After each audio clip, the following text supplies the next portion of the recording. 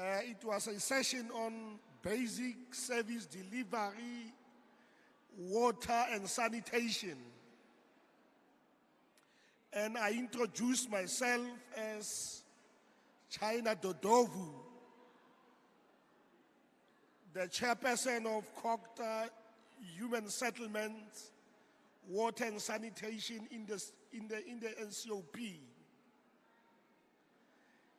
And because the portfolio of human settlements fall under the committee that I chair, I'm going to facilitate the session this afternoon together with the chairperson of human settlements in KwaZulu-Natal to drive these particular processes. Honorable Hlongwa Madlala, what we are going to do, I just want to reiterate this. What we are going to do this afternoon, we are going to follow the same process that was followed in other sessions, namely the following. We shoot straight to the questions, and the chairperson of KZN Human Settlement Portfolio will facilitate this process. Will firstly introduce the minister, the deputy, the minister, the MEC, as well as the mayors who are on the panel, our panelists. She will immediately call for questions. You'll form queues. In the interest of time, we are going to take 7 people per municipality. We have 5 municipalities here. 7 people per municipality will ask questions, which means that 35 people are going to ask questions. And we give every person 2 minutes to ask your question. If you are going to ask a question, you better prepare yourself how you are going to ask that question, because we are going to allocate only 2 minutes for each person. We hope that we will do well, and at the end of the day, we will knock off just before 5 o'clock. And once you have asked your questions, we will request the panelists to come forward to respond to the questions that you would have asked. And the focus for this session is on human settlement, is Hindu. We only need questions about housing, problems of housing. That is the questions that we expect from you. Can I therefore take this opportunity to invite the chairperson of the Portfolio Committee of Human Settlements in KwaZulu-Natal to take over this session. Thank you very much.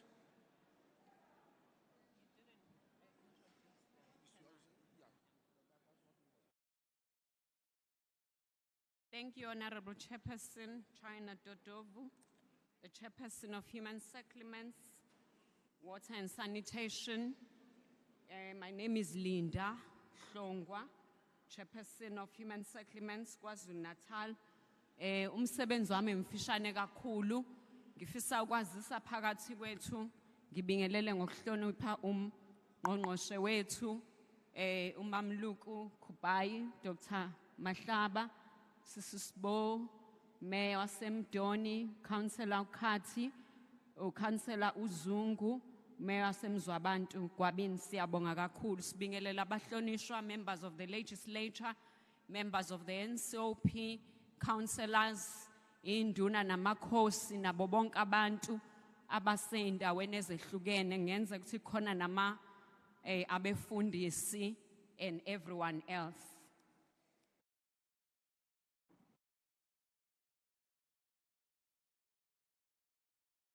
Usihlalo ke uyena umnikazi walomcimbi.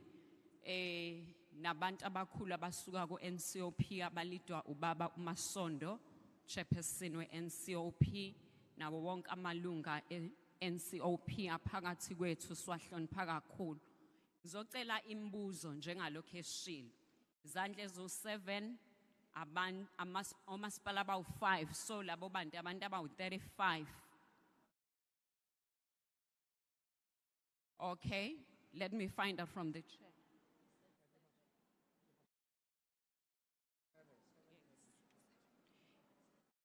Four municipalities, I'm sorry, so 7 times 4 is 28, 28 times 2, 56.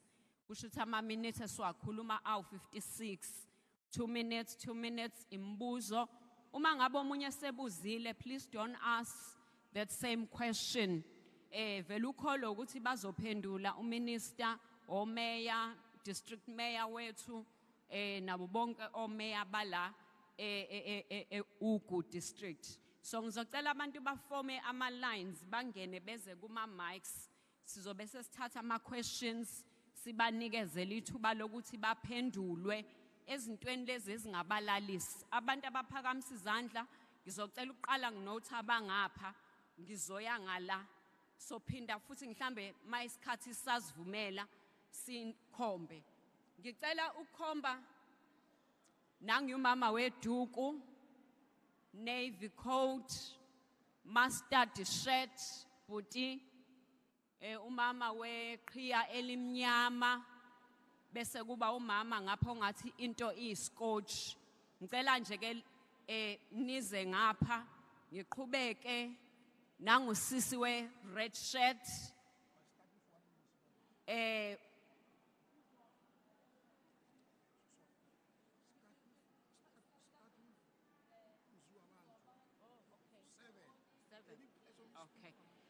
Ngicela ukuthi siqale ngabantu basemziwa abantu.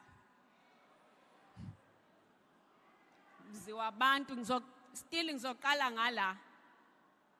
Nabaya 1 2 mhlambe kungcono nisondele kuma mics. 7 people.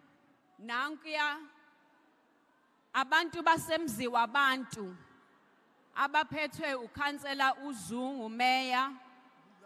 7 people. Ngisacela nje ukuthi nginibale ngoba nizosuka eniqonela. Ngicela ukubala ngithi 1 2 umama weqhiya. Yes. Umama weqhiya nalo ngemumva. Ngicela laba abanye bathi ukuma. So I'm taking 2 kulolu hlangothi. Laba banembuzo ngicela bathi ukuhlala phansi ngoba sizama ukunelisa wonke umuntu. Bese ngiza phakathi nendawo akho umuntu ngala. Nangu usisi weqhiya futhi. Wasemzwabantu. Ngicela umzwabantu, ngicela usukume ma. Yes, ngicela ume kwi mic. Ngicela futhi nawe dadewethu umlandele. That is 4 for umzwabantu. Nangiyana ubhuti wami emile fake into eblack. That is number 5. Ngicela uye kwi mic. Phambi kwakho kukhona omunye futhi a young person engicabanga ukuthi ufake into eblack eduze ka mustard. Nang wena sis. Okay. Okay, that is good. Number 6. Oka 7 ngicela ukuthi ngifake futhi omunye umuntu wesifazane. Nang ngiyafaka ijacket ensundu. Wena sis, yes, ngicela uze ke. Sesiba u7 ke manje emziwa abantu. Size sonke kuma mics ukuze certify ukuthi there are 7 people abazofayilisha ama questions njoba sicelile okwamanje. Umuntu angasho ukuthi usibongile wakwaZikode eWard 4 ukhala ngani, sikhuluma nje kuphela ngokuhlaliswa kwabantu okubala phakathi izindlu.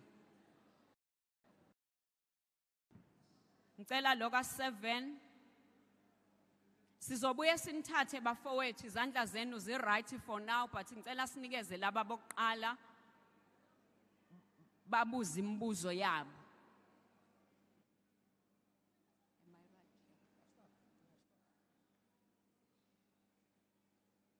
Angibingelele ubuholi obukhulu ophambi kwethu ngibonge ukuthola ithuba. Untomfikile owakamkhondwana eHardingi emzwabantu kwa Ward 9. Isigodi istairs. Kakhulu ezindlwini. Mangikhumbula kahle izindlu estairs sagcina ukuzithola ngo-2006. Kwakuyizindlu ezaziwu-40.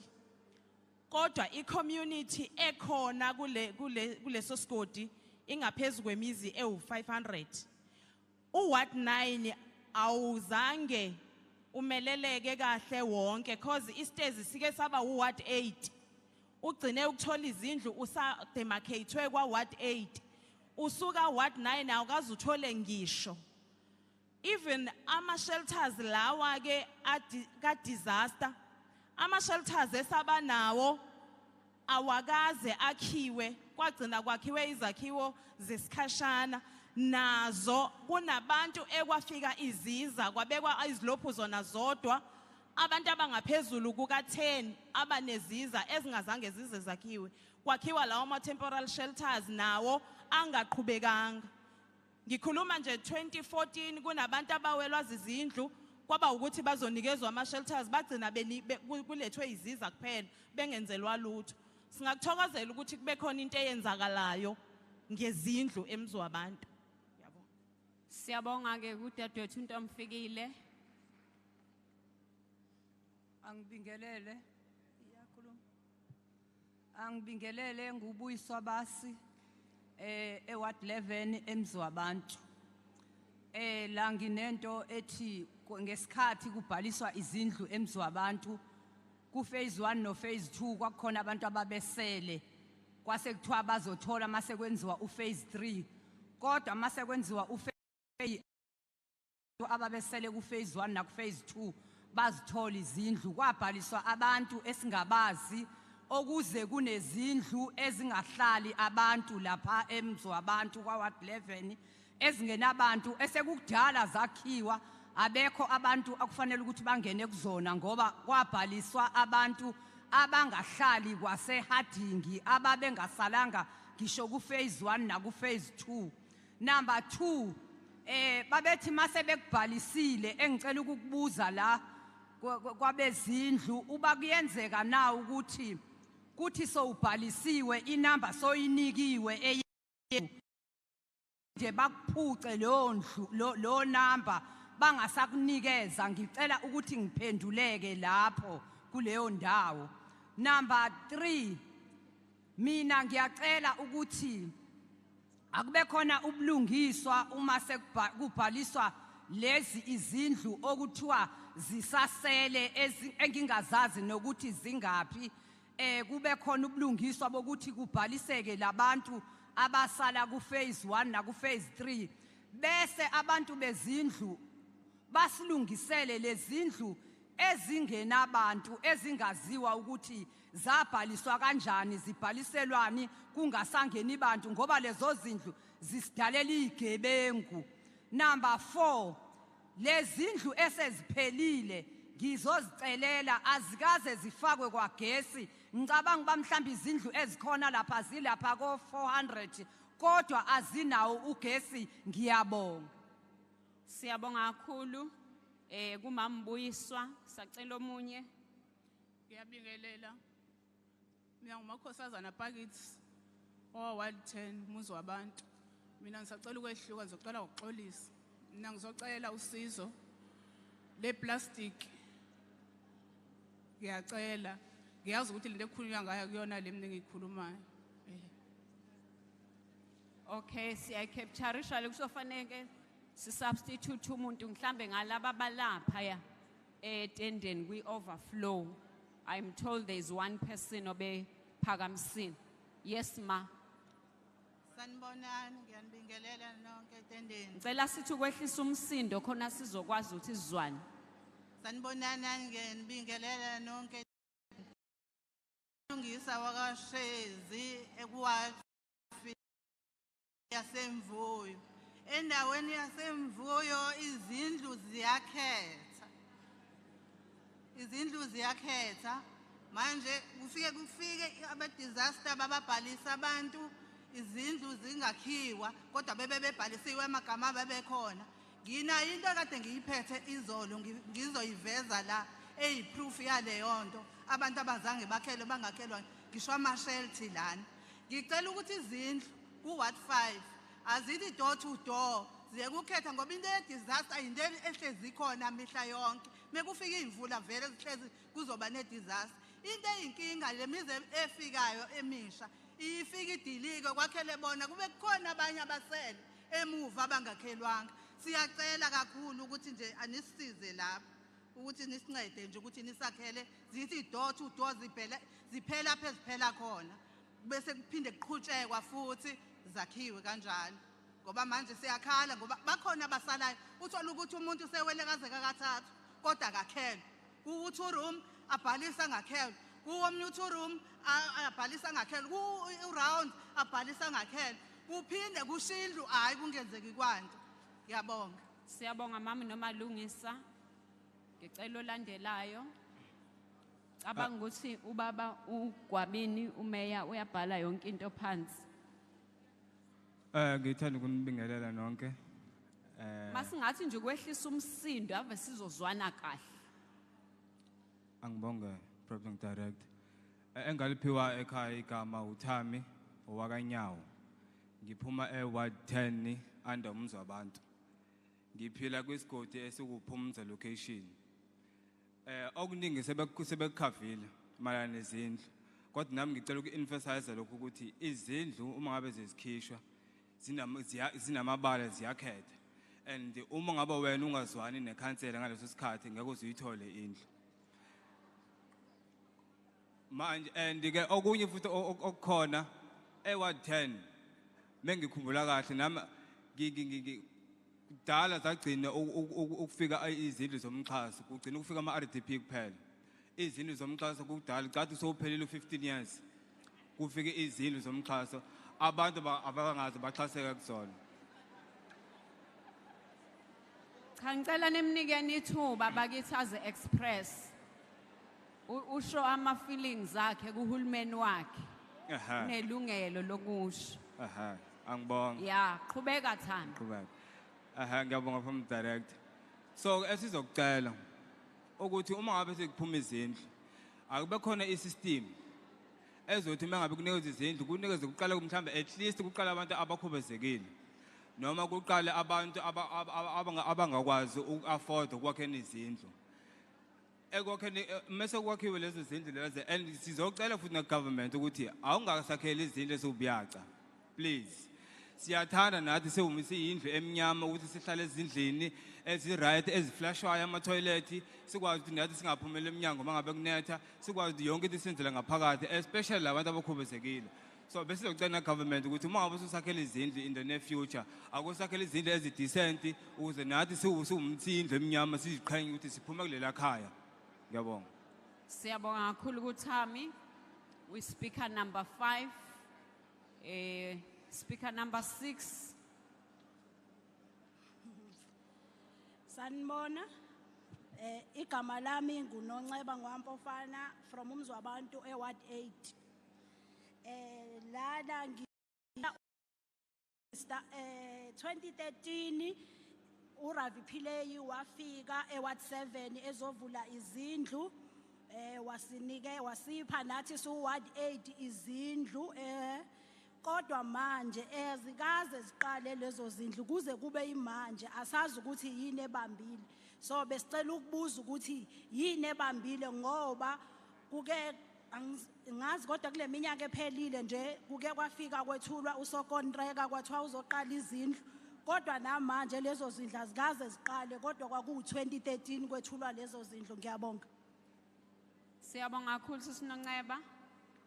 Sanibonani. Yebo ma. Igama lami ngingunozi wakwaGumede eHadingi kuWard 9. Ngisacela ukuthi sicela izindlu kule yandawo isigodi sami kusenyandeni. Enyandeni izindlu azikaze zifike, kuBhudlu izindlu azikaze zifike, eMjika izindlu azikaze sizithole. kugcina ngokuthi abantu bafike bezokala basithembise ukuthi izindlu ziyaqala ngenyanga ezayo kodwa lutho ukuzithola kuze kube imanje. Ngiyabonga. Siyabonga kakhulu phakathwayo. The last person. Yebo, ngicela ukubingelela wonke umuntu phakathi endlini. Igama lami uWendi Mthembu ophuma phansi kwasemzwa wabantu eWard 2. Yebo, okwami kuhlukile kancane phansi kababa uMeya uZungu ehlele njalo ethi uhulumeni senzele intuthuko. eWard 2 ngizophakamisa ukubonga nje ukuthi imixhaso ikhona ingenile. Kodwa manje kunabantu ababelinyalelwe izikhukhula nabo ba-affecteka. Besicela bandla kuhulumeni ukuthi aphinde asizwele labo bantu ngoba baswele indawo zokuhlala ukuthi aphinde athi ungenelela kancane. Ngiyabonga. Siyabonga kakhulu kusisi Wendy. Sesiyamuva ke siya eMdoni sizokwenza into efanayo kodwa this time ngizoqala nga left. Ngizocela abantu base parliament bang-assist mhlambe makhona umuntu le we overflow bangitshengise singabashiyi. Ngicela uqala nangiyana uma laphayana ufake into engathi brown nama spectacles.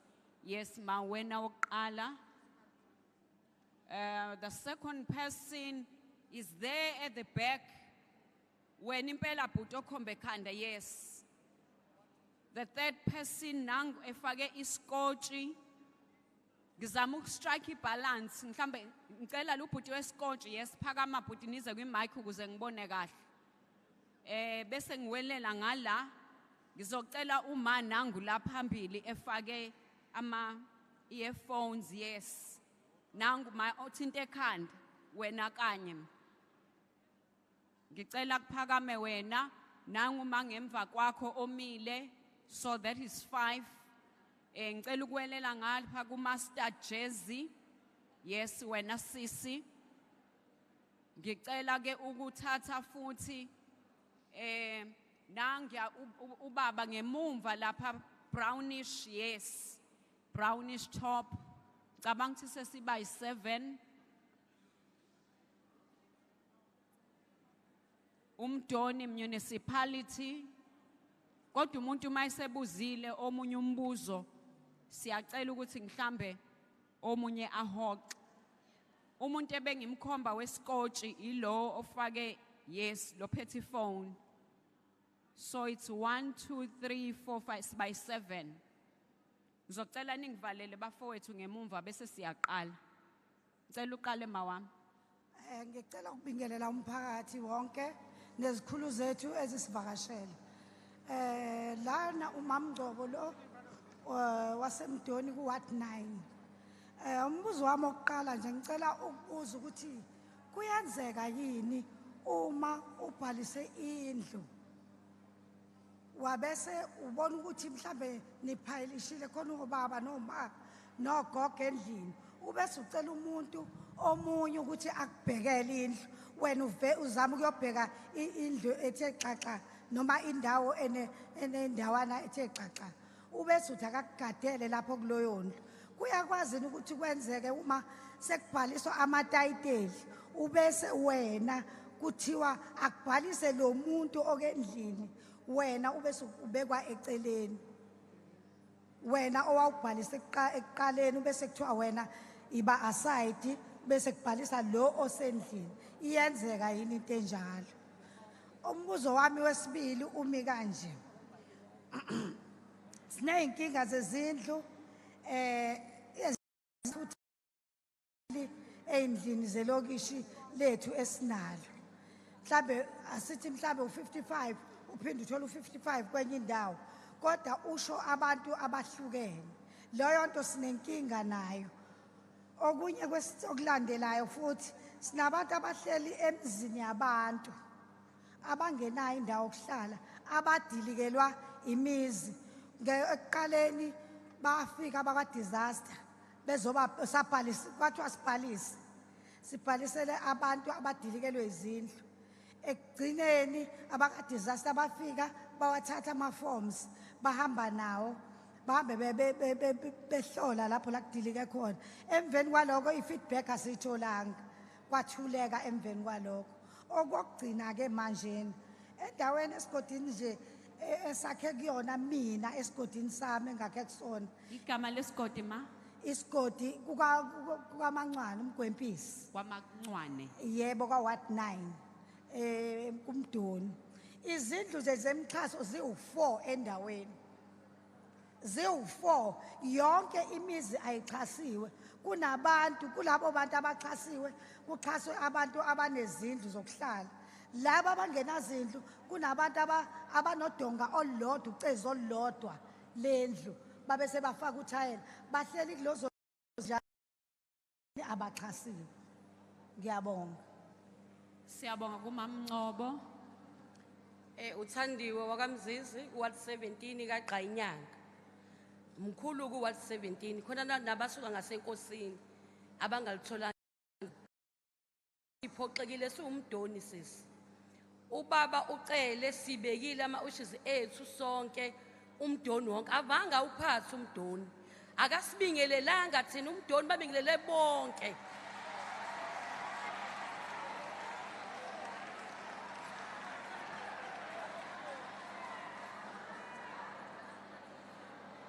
Ngiyazi ukuthi beningekho bayifiwa de bekhona.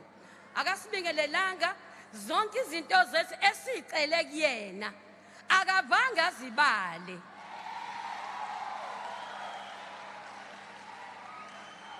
Okusinika isithombe sokuthi thina sithi siphelezela umzumbe la.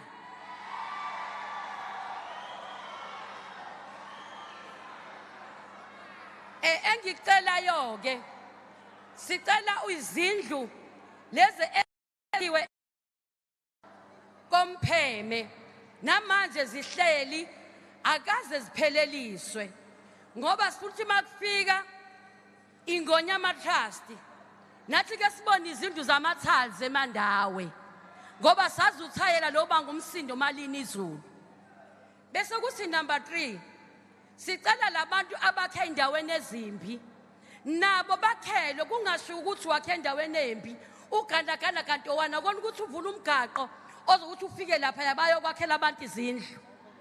Khona abantu abayideservayo izindlu ngampela.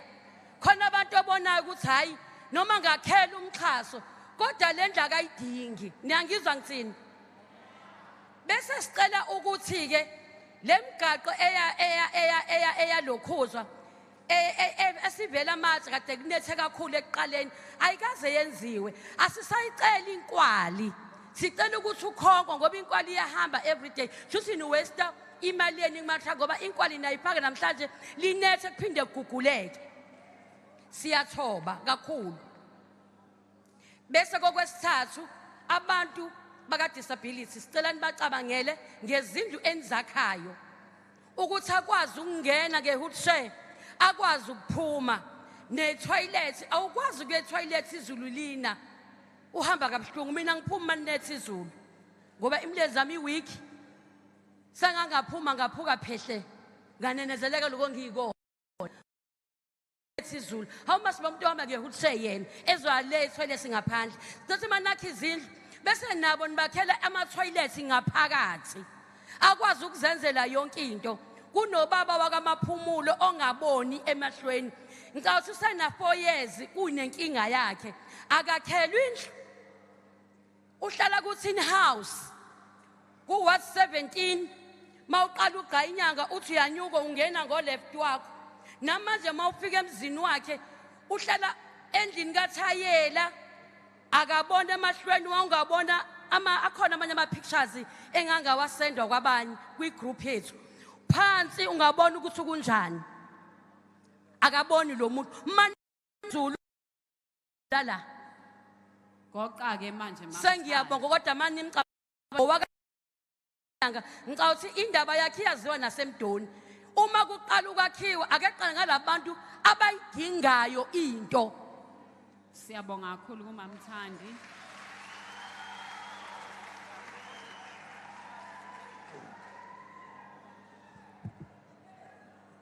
Good afternoon to the chairperson. I didn't note you. Oh, I thought you did.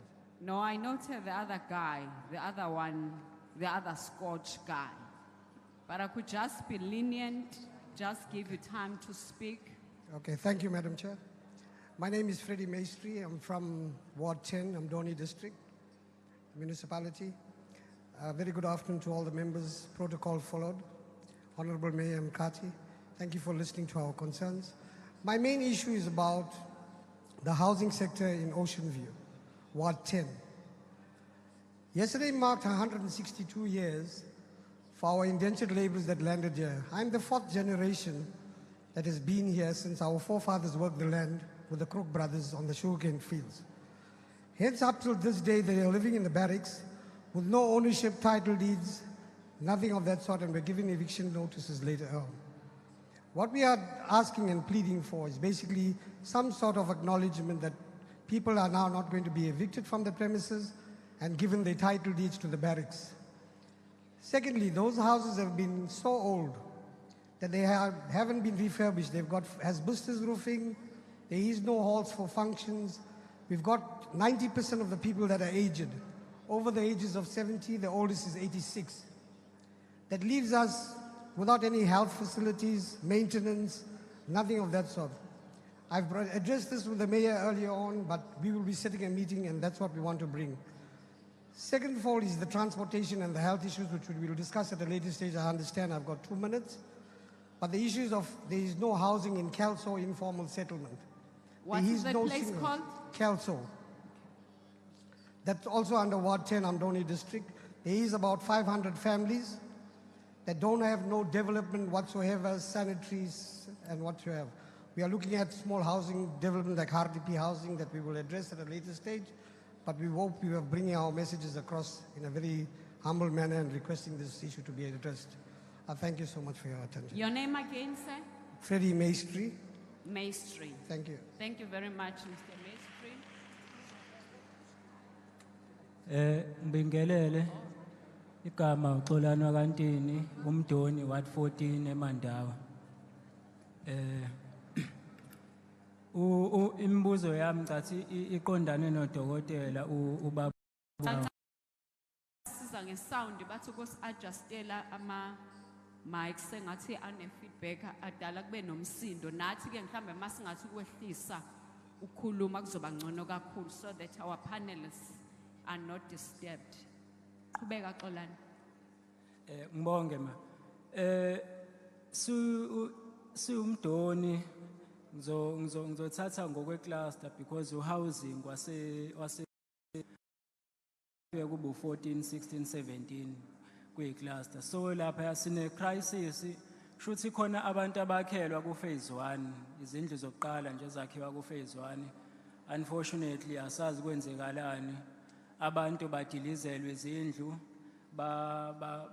bahlala kwemjondolo eceleni kwalezo kweziza lezi ekuzokwakhiwa kuzona imixhaso bafakelwa ama-house number nayo yonke into kwa-verify ukuthi bayima-beneficiary abaka phase 1 labo bantu kuyimanje bahleli kwizindlu zathayela izindlu zamaplangwe izindlu zodaka but labantu ba-approvelwa izindlu ngo-2012 bayithola za phase 1 but siku-2022 namhlanje abakaze bakhelwe and futhi administration yayikhona ngo-2012 ayibanga nayimpendulo kwangena enye administration ngo-2016 ayinazo impendulo nale administration ekhona manje ngeke ithwala amacala i-administration yango-2012 so babu MEC besacela ukuthi sivakashele lapha eMandawe kule cluster ya 14 16 17 uzosiphenyela ukuthi lezi zindlu zalabantu lezi abadilizelwa abashiwa neziza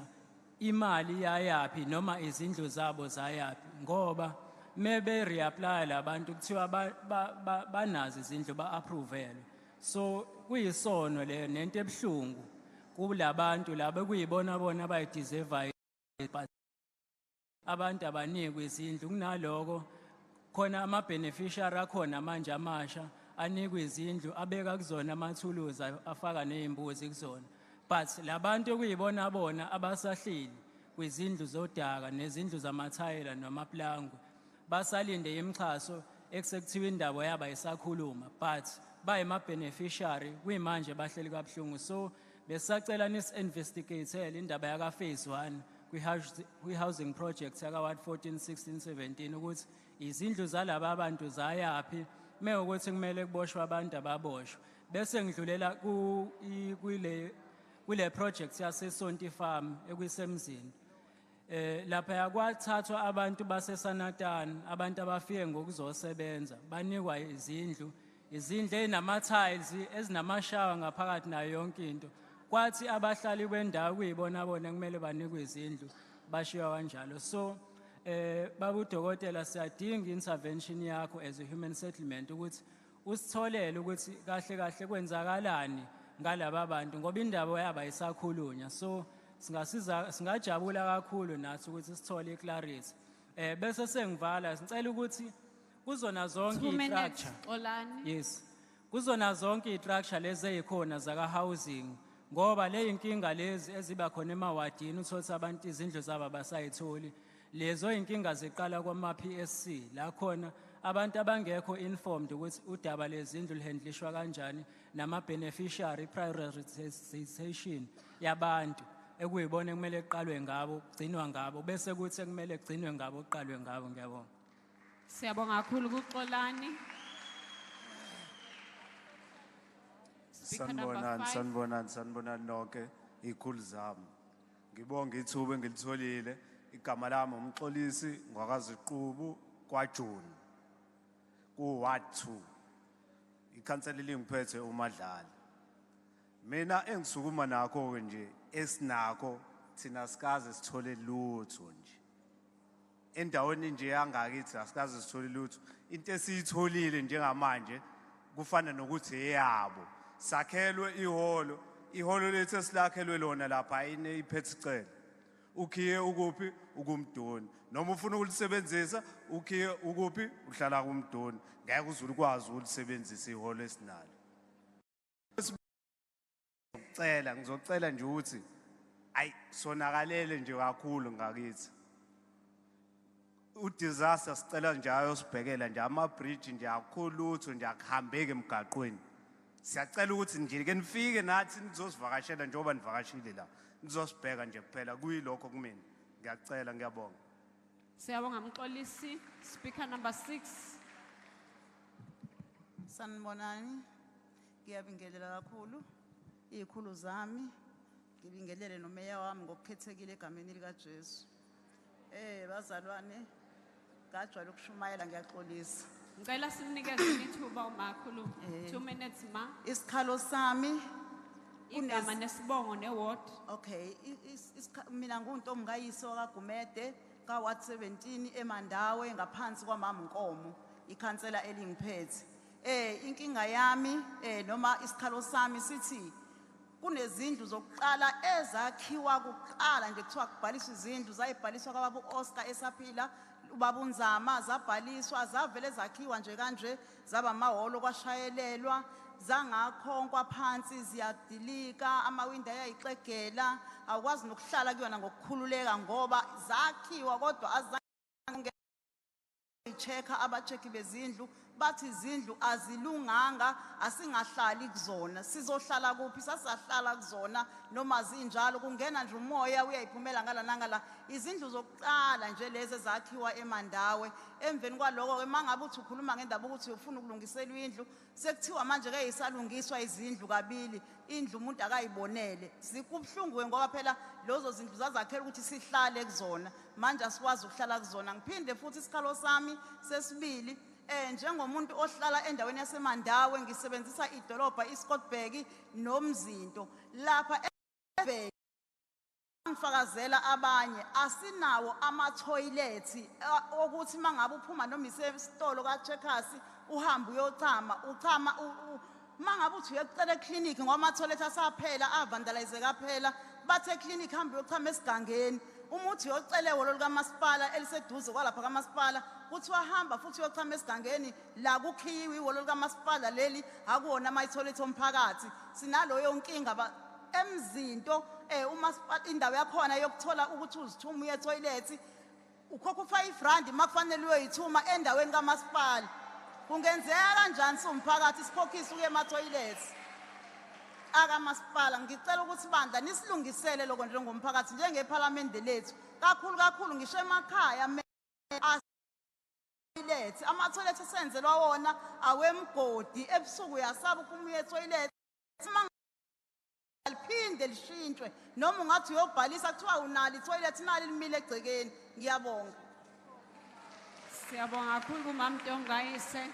Ngicela sikhulume ngama-issues aka-human settlements.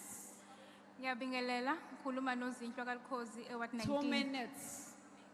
Nginesicelo la ngihlala ka ward 19 asikaze sithole imixhaso. Inkinga esitholayo kuthiwa sakhe endaweni yekhaladi.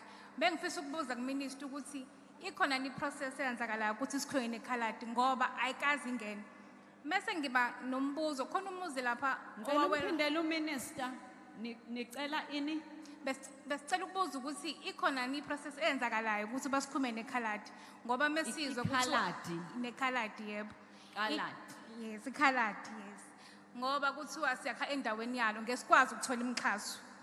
Mase ngiba nesicelo khona umuzi lapho owawelwa umuzi. So bathi ngeke abazi bakwazi ukumakhela ngoba kunendaweni ephezulu. Kuyimanje akanayo indlu.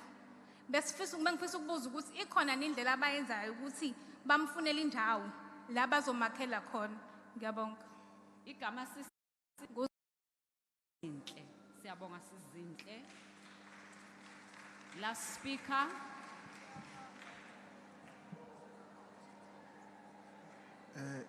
Kubahlonishwa bami bebonke. Minister kuzwelonke na kwisifundazwe. Ngiyabingelela izakhamizi zomasipala bobane abangaphasi kogu. Ngokukhethikileyo kumeya wami ukhansela esikhathi. Ulindano kaKhoza lo.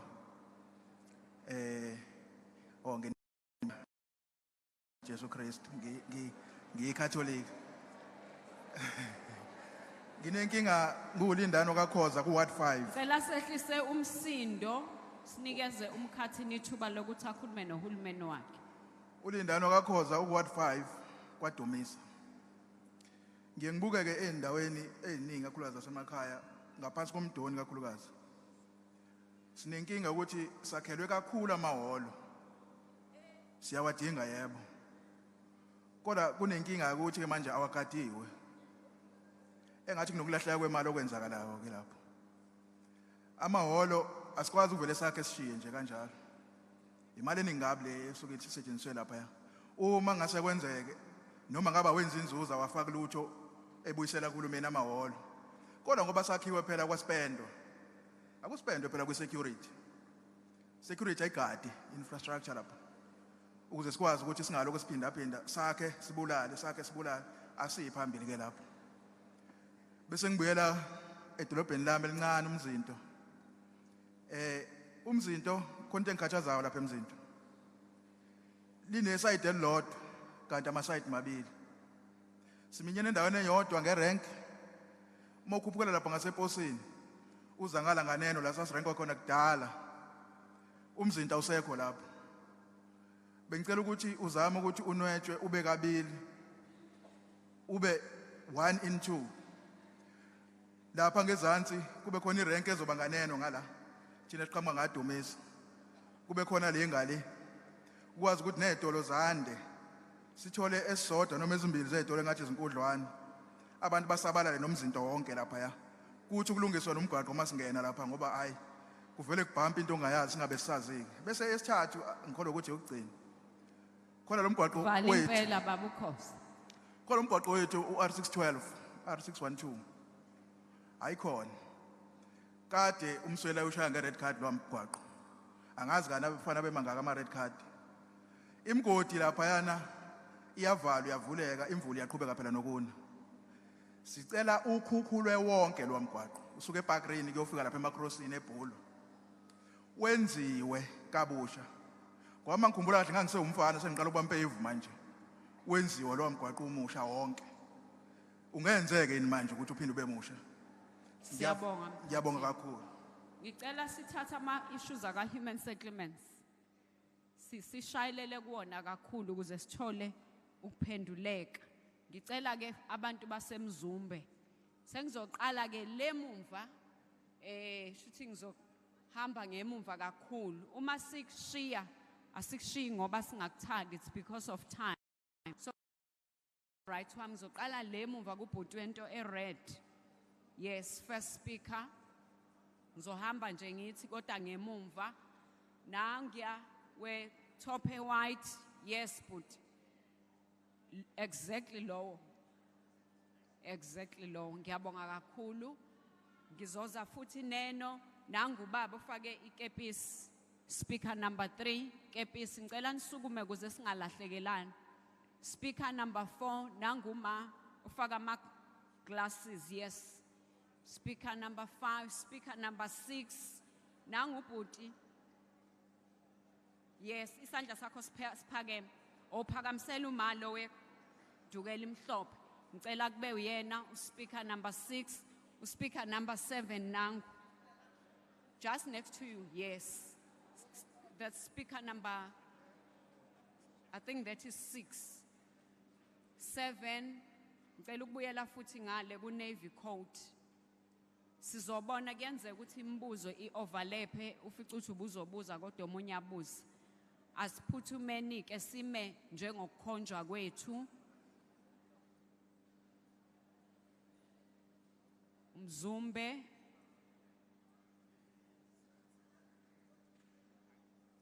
Mhlawumbe okunye futhi engifuna ukugcizelela ukuthi singabe sayixoxa indaba ende kakhulu uze makungathola amanembanyana esikhathi mhlambe usihlala sihawukele and open that opportunity again uma isikhathi khona.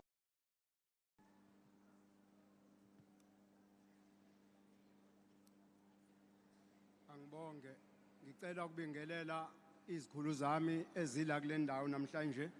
Igama lami nguDumisani ngwakamkhize, ngiqhamuka ku-Ward 7 eMzumbe. Qala ngokubonga kakhulu ukuthi ka-Ward 7 izindlu zomxhaso sinazo. Bese ngikhala la ekutheni indawo yaka-Ward 7 isikhathi esiningi yakhelwe amaplazi. So ke okwenza ukuthi abantu abaningi ukuthi baseke bake emaplazini. Besicela ke ukuthi mhlambe uhulumeni asibhekelele ukuthi lapha kulabo abantu abake emaplazini ngoba thina njengama ward committees sithwala kanzima ukufunakala ukuthi asiphendule ukuthi abanjani abakhelwa izindlu. Besicela ke kuhulumeni ukuthi asisize kubantu bamaplazi kanye nomnyango kahulumeni bakwazi laba abantu ukuthi bagcine bezitholile izindlu ngoba basitshena into eyodwa ukuthi nathi siyavota njengabanye abantu. Kungani thina singawazitholi izindlu?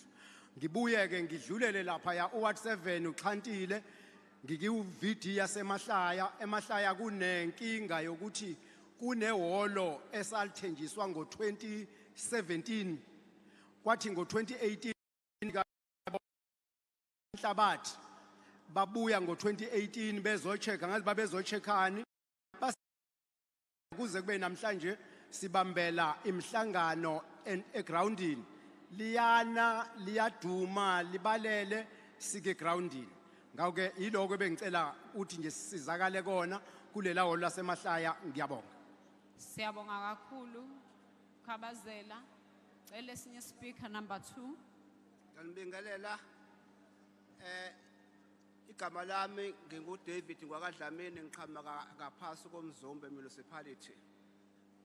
Ngoko ngiyahoxa kodwa ngoba sengila ngeke ngisahoxa ngoba into esikhuluma nomfowethu engumlandelayo ngathi into eyodwa. So hoxa ke Dlamini. No, nginenkinga ba ngimawami ngeke ngisahoxa. Kodwa ke bengicela ukusho la ukuthi njengalokhu ngiqhamuka kule wodi nami ngingomunye wabantu abaxakekile bexakekele imixhaso. Kodwa manje inkinga yami still ile yamaplazi. Bengicela ukuthi uma ingakhona indlela eke nisibuzele mhlawumbe nje esike nisicelele kuhulumeni ukuthi ongenana makuuthi khona indlela ake basicazulele lento yamaplazi ukuze sikwazi lathi ukuthola lemixhaso ngoba siyakwazi ukuvota kodwa asikwazi ukuthola imixhaso. Siyacela kakhulu nisisize. Okunye futhi ilokhu kwama toilet kwabantu abakhubazekile. Ama toilet akhiwayo ama toilet afanayo kodwa thina esikhubazekile asikwazi ukwasebenzisa lama toilet. Angethi ngihamba ngihamba ngisebenzisa i-artificial leg bese kuthiwa ngizongena kule toilet ngoba le toilet uma ngingene kulona ngikhubazekile kubiza ukuthi mina ngingavali okhomba ukuthi umuntu ohamba lapho uyangibona ngenzani.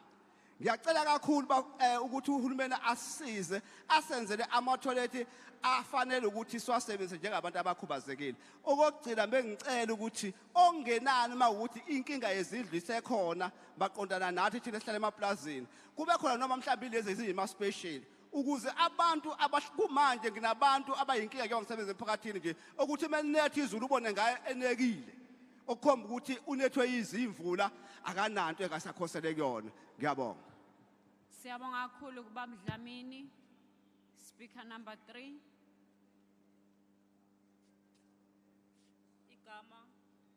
Igama nguNombuso wakaBalweni ngiphuma eWard 20 eMzumbe. Mase kufanele mase zakhiwa izindlu kepha ikhansela liyazama ukuthi liyangilwela ukuthi indlu yami mayakhiwe. Malilwe ikhansela liyakaMasondo la kuthi afune ngithola incwadi yakomkhulu. Mangifika umkhulu izolo kuthiwa hayi izinto zishintshile manje namozo wakhela indlu umxhaso.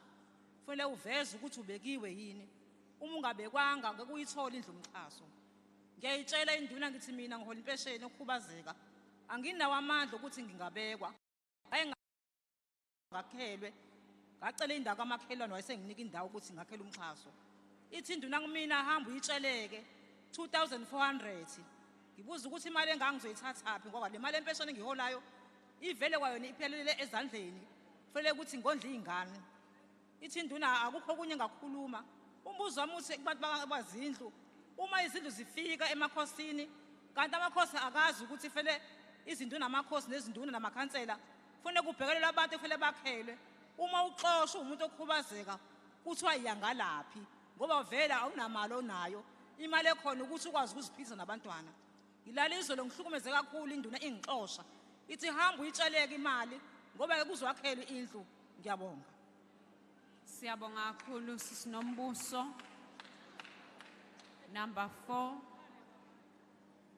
Ngibingelele ngumama uNzama ngivela eWard 20 eMzumbe. Osukwini la namhlanje iprogram engiyiphethe ithi uhulumeni uthi une backlog yezindlu. Esicelayo njengomphakathi sicela uhulumeni athi ukuyispeed up iprocess yakhe. Umbuzo omunye enginawo kunabantu abasuke bexakekile bekunezimo zezindlu bese ngicabanga uhulumeni wanzela khona ukuthi uma khona isimo esiphuthumayo kube khona lento ekuthiwa ulindele abanye bathi ama-shelter. Sinemindeni ke la egcine ihlonziwe ukuthi idinga ithole noma olindele but okulukhuni kakhulu ukuthi seside isikhathi abantu benkosi belindile. Umbuzo uthi kuthatha isikhathi esingakanani uma kuthiwa kwenzekile mhlambe ikhukhula abantu bathole labo lindele. Ilokho esifisa ukwazi njengomphakathi.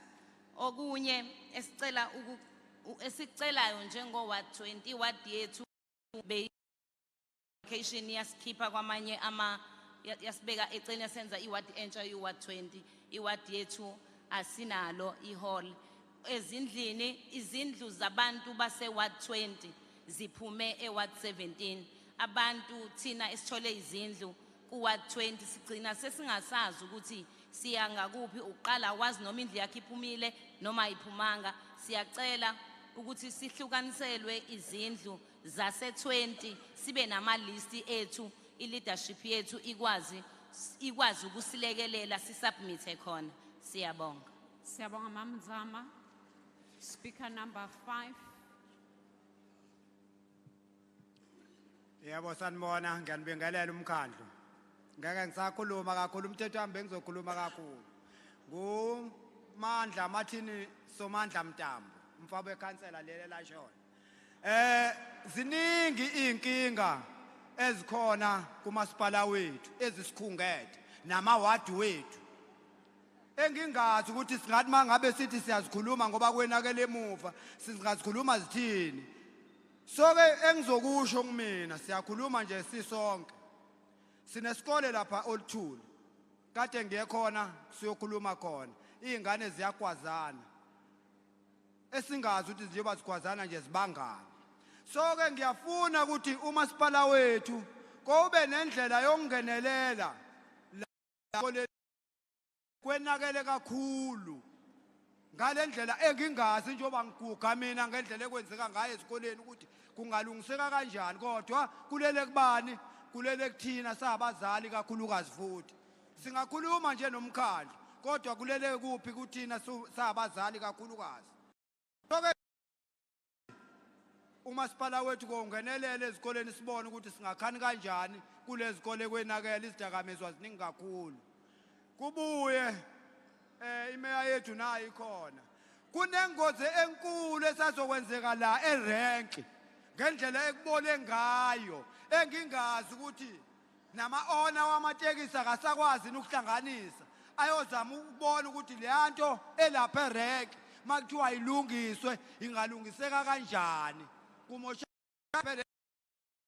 kanje eduzane usha uvalo wena ogibela ukuthi konje ungenze njani makuthiwa manje azigonkozane manje imoto.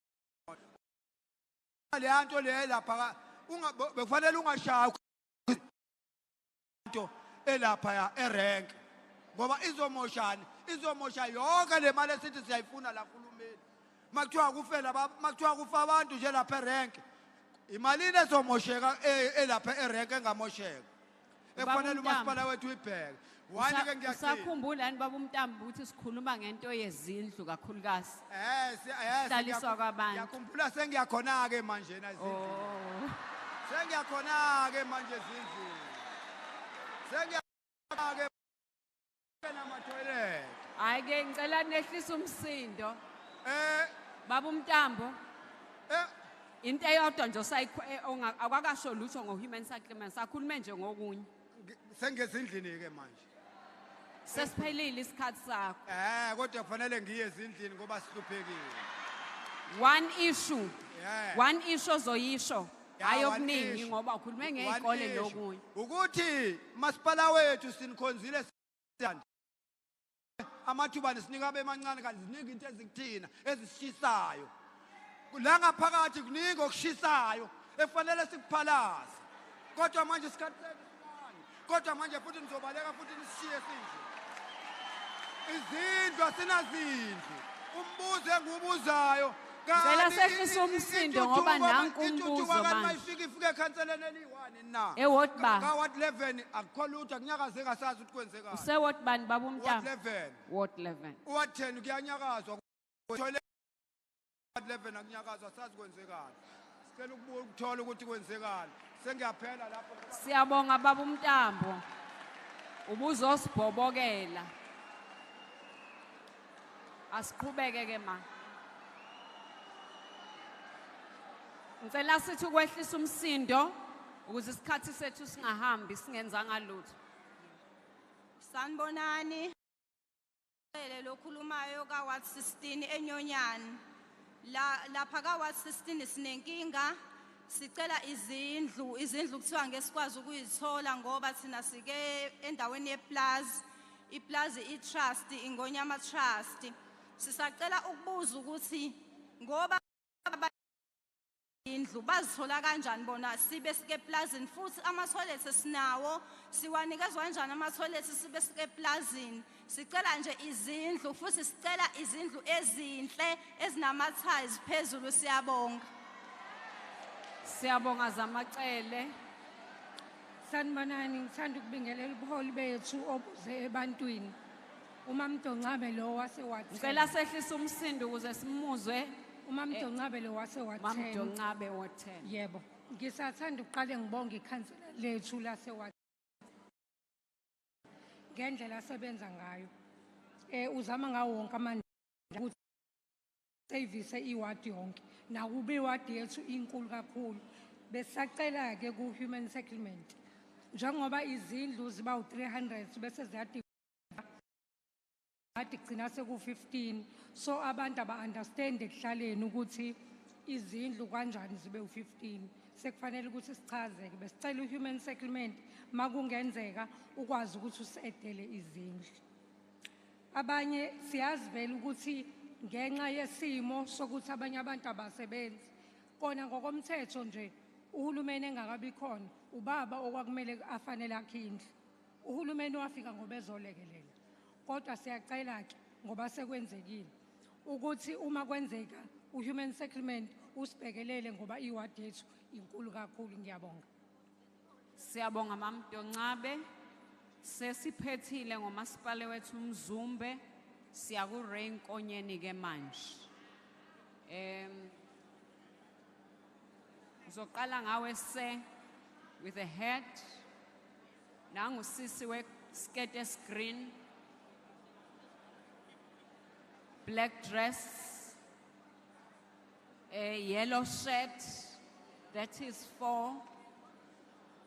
Number 5. Nangia Emile ngemumva ishirt elingathi li pinkish. So that is number 5. Number 6 ishirt iskipa esi bluish ngemumva bese kuba usisi ofake ugreen. I think we are now 7, yes. Ake kahle ngicela size kuline ukuze sibonisise kahle. We overflow. Ngicela one person from i-overflow. Lozayo ngiyabonga kakhulu.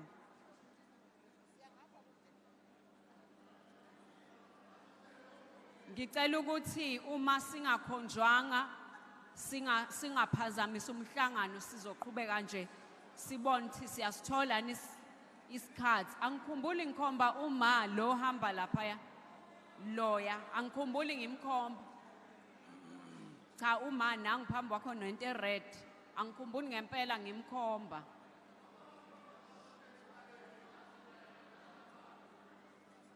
Sesise Rain Konyeni thatha ukuthi laba abantu abala bonke baqhamuka eRNM ngizocela ukuthi sivele singene nje emxholweni noma ngasasibulisanga ngoba kade kubuliswa uvela usitshele nje ukuthi ithini imetha yakho namhlanje ukuze hleze masithola isikhathi we can repeat the process.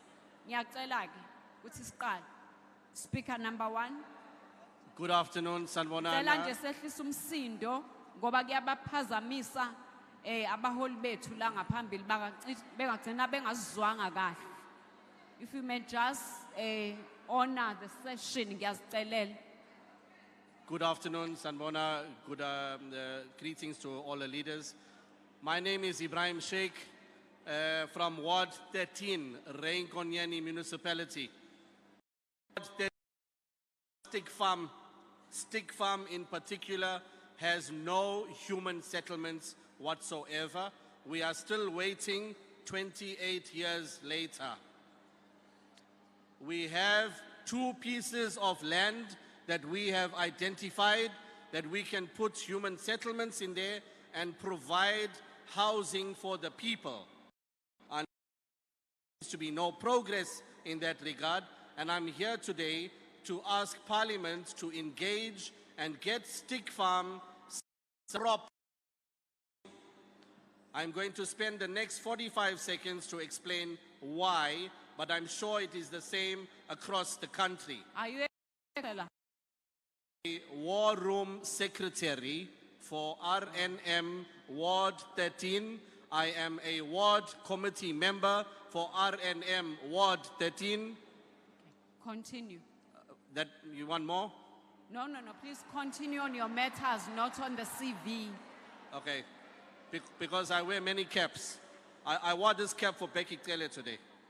Let me continue. The situation in Stick Farm, where I represent my people, is that there are no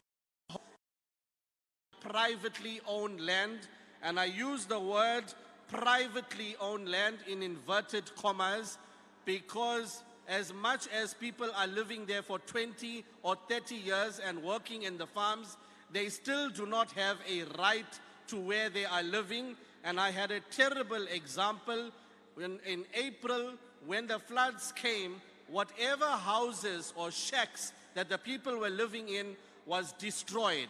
So I went in there with DSD to assist the people. And then the owner of the land said, "Wana Sheikh, you cannot rebuild this house. This house is on my land, my private land." and I had to stop, and the man's house was washed away. He is now living with his father, and 6 or 7 of them are living in a house. This issue needs to be addressed, because even when we raise it with the councillors, they come back and say, oh, there's nothing we can do, it's private land, it's private land. And the councillor repeatedly says, there's nothing we can do for these people, and I am here today to confirm, really, is this what the councillor is saying? Is it true that because the people who are working the land are living on private land, that they do not have a right to housing, they do not have a right to toilets, they do not have a right to service delivery, and we are being told there's nothing we can do? I don't believe it. That is why I'm raising this issue today, and I want this issue to be dealt with, and I'm going to be pushing hard. Thank you very much. Ibrahim Sheikh signing off. Thank you, Mr. Sheikh. Asibambe le rule ka 2 minutes. Ikhona la izobe isincede khona. Uzandile wakandovela ku Ward 32 kwesenkosi uxolo. Angizoba mde kakhulu noko. Ngizoqala ngabahlali basemaplazini endaweni yasePedok. Banenkinga kakhulu laba bantu ukuthi bathole izinsiza zikahulumeni ezifana nezindlu nama-toilet ngesimanga sokuthi basendaweni kaloliwe, so abakwazi ukuthi basizakale. Cishe ungqongqoshe nomnyango wakhe angabasiza kanjani mhlambe laba bantu ukuze basizakale. Ngiphinde ke Ward 32 asinalo ihholo. Ama-MECs siyabonga ukhansela wase Ward 30 ngoba uyasiholo ukuthi sihlale khona, nama-war rooms siwahlala khona. Isicelo ke sehall ngqongqoshe, ihall elisezingeni, ihall elihle elizobiwa libe ne-security kanye nama-office ukuze umphakathi ukwazi ukusizakala kuleyo hall noma kube isenta. Ngiphinde ngingene esigabeni sezindlu ku Ward 32. Yebo bakhona bazithola before izindlu, abanye bangazithola. Sebebalile abanye izinkinga bebehlangabezana nazo uma kwakhiwa izindlu, abanye babegcina bezibhalisa bagcine bengayitholanga. Kube ne-disaster, kwanezikhukhula, kwanemizi edilikayo. Ngijinisa ukuthi abantu abaphuthunyiswe ama-toilet. Umbuzo wami ula, ekuthenini ngilakhelwa kanjani i-toilet indawo yokuhlala ngibe ngingenayo. Kuphinde ke kuzoba khona umuzi oseduze nasekhaya endaweni yasesigodaneni isigodi. Lo wamuzi soloko kwaqalwa kuvela izindlu zemxhaso noma neze-disaster abatholi lutho. Nakuleli hlelo lama-toilet aphumile kuthiwa awe-disaster abalitholanga. Kwathiwa uGreda boqashwe for 2 days usazophinda ubuye kunanamhlanje. Indlu yayidilikile icala baze bazama bona ukuyakha ngodaka indlu abahleli kuyona ayikho esimeni esiright. Bengicela ukuthi ungqongqoshe aka angenelele. Ngiyabonga. Siyabonga kuSizandi. Speaker number 3. Ngisacela ukubingelela oMilana uAnatolia wakaqulu endaweni kaMadlala ku Ward 14 ngaphansi kokaRoy Nkonyeni. Mina okwami amakhansela esinawo masha, omeya esinabo masha basha. Eyami into ila, sinazi izindlu kaMadlala siyabonga kakhulu. Sakheliwe izindlu ezinama-tiles, kuthiwa kubonga okuncane kubonga okukhulu. Inkinga yami lana ke ithi sacela ukwazi ukuthi mengabe uwakade uzamile ukubhalisa indlu wangayithola kwathiwa ngeke uzuyithole ngoba kumina ngede nginaleyo meko kwathiwa ngesizithola izindlu kwaMadlala sithanda ukubidlanzana. Kwagcina sesingasazitholanga ke kanjalo. Thina ithini indaba yethu ngoba sikwazanga ukubhalisa savinjwe ekubhalisweni. Kuphinde kuzoba ile meko le eyenzekile ezindlini lezi esinazo ezikhona kwaMadlala. Yokuthi akukuhlanga ukuthi makwakhiwa izindlu kubhalisa abantu abawu5 ezindlini ngiyalinganisa, abawu5 emzini owodwa. Then bese kuyasuka lezindlu eziwu5 nama-toilet awu5 kwakhiwa emzini owodwa. Lokho akukuhlanga. Siyakubuka kodwa siyathula ngoba sisabela impilo zethu. Uthola ukuthi izindlu esasilethelwa kwaMadlala sajabula sabonga kwathiwa zinama-toilet. Mase zifika izindlu emphakathini abanye abantu abasawathola ama-toilet basala nemigodi. Le migodi mase sicela ukuthi abantu ayizogqitshwa phela le migodi yashiywa nabantu. Sekuthiwa ama-toilet alezo zindlu emphakathini banawo ama-toilet. Bese kuzoba la uma ngabe umuntu ebhalisile indlu washona akhile umuzi wakhe egcekeni kukhona ilunga lomndeni elakhile kwenye indawo umuzi walo nalo shuthi bese kushona yena bese kusuka le lunga lamndeni lihambe liyobhalisa liyothatha loyo ndlu lisuse la egcekeni ade kubhalise khona umufi liyoyakha kwalo. Kuyiqiniso yini lokho mangabe kwenzeka ukuthi kungasuka umuntu onendlu lapha kwakhe azothatha indlu egcekeni lomunye umuntu yokwakhiwa kwakhe. Bese ngiyala ku disaster. U disaster siyabonga kakhulu umsebenzi wakho uyancomeka ngazi noma uyancomeka kodwa. U disaster ofika emzini nomuntu bexakekile bepheshukelwa umuzi wadilika waphela. Mhlambe kuphephuke ukhethe kusale udonga. U disaster vena afike nenqwaba ya plastic neziphantsi ezu4 nomqamelo oyi1. Ashiye kanjalo ahamba busha ngiyabuya bengakhelwanga lozo zindlu zakwa disaster. Ngiyacela ukuthi silandelele ukuthi la kulezi zindlu zakwa disaster kahle kahle kwenzakalani ezindlini zakwa disaster ngoba kunemndeni ewu2 ufike bapheshukwela koqala balethele oplastic njengoba kade ngisho kwaphinda umuzi wa oplastic umuzi ngikhuluma abantu abahleli emzini yabantu kumanje. Isikhathi sesiside kakhulu belindile sebeze balahlekelwa ithemba. Ngicela ukuthi le mindeni yo2 uhulumeni asisize umphathiswa wethu asilandelele ukuthi kwenziwa kanjani abakwazi abantu ukuhlala emzini abantu isikhathi side kangaka benemndeni nawo bezele umndeni o11 akwazi ukuhlala kwami ube unomuzi wakhe. Ngiyacela abanjani silandelele lo daba asibonge. Siyabonga Maxulu. Speaker number 4. Angibingelele emphathi ohlelo nabo bonke abahlonishwa. Igama lami ngiwulakhi ngilandi ngisuka Ward 9 ngaphansi Lucky ngilandi. Alright. Sinenkinga lapha ka Ward 9. Uhlelo lezindlu laqala kahle uphase 1 sazakhela izindlu umphakathi wajabula. Kwa uphase 2 uthe soqalile uphase 2 kwanezindlu ezisalayo ezu1000. Wasethi ubaba umhlonishwa uRavi Pillay uyacela ukuthi ayoqala ka Ward 8. Zama ke lezindlu ezu1000 ezasikade seziapproviwe. So besicela ukubuza eminyangweni ukuthi lolo hlelo lisazoqhubeka yini noma limi kuphi ngoba izindlu ezu1000 zasezivele seziapproviwe. Ngiyabonga. Lucky. Speaker number 5. Ngibingelele igama ubile ngaphansi kwamasipala waseRenkwenyeni from Ward 10. Okwami akukuningi ngicela ukuthi ku4 okokuqala ngqongqosho ukubuza ukuthi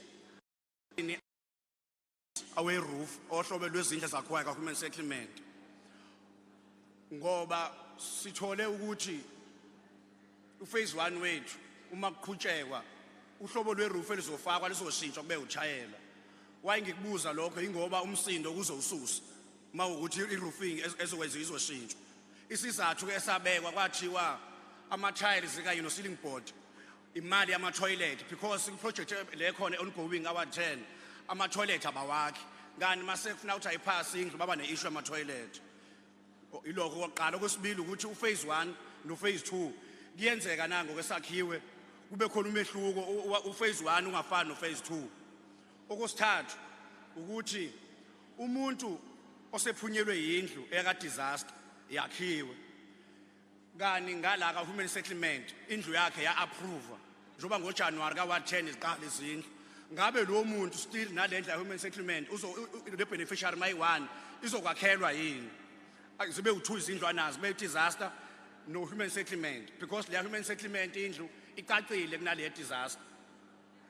Okwesithathu ile issue endawo ekuthiwa la Jodi lokishi ngqongqoshe kana Jordan ngqongqoshe ziningi inkinga lapha uhlobo olama toilet asetshenziswayo ezindlini akekho right 2 izindlu zakhona ziyanethwa 3 kunabantu lapha aba approve abakanzimako kana Jordan into enzakalayo izindlu zabo azikwazi ukwakheka uma befuna ukubhalisa ezabelweni abakwazi ukuphasa kuyavela ukuthi bona banezindlu besicela nalokho kuphendulele ukuthi ngabe le issue kana Jordan kuze kube nini ongqongqoshe beshintshana ngayo ilindiwe ngiyabonga Indaba yani baba ngicela ungicacisele lokho.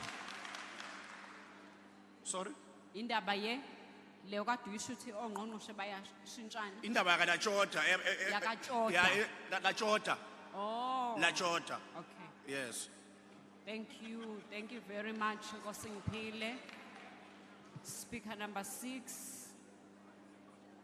Angibingelele kuhulumeni wethu lezakhiwo zakhe zonke. NguZC Blose from Ward 27 ngaphansi kwaKhansela babucele.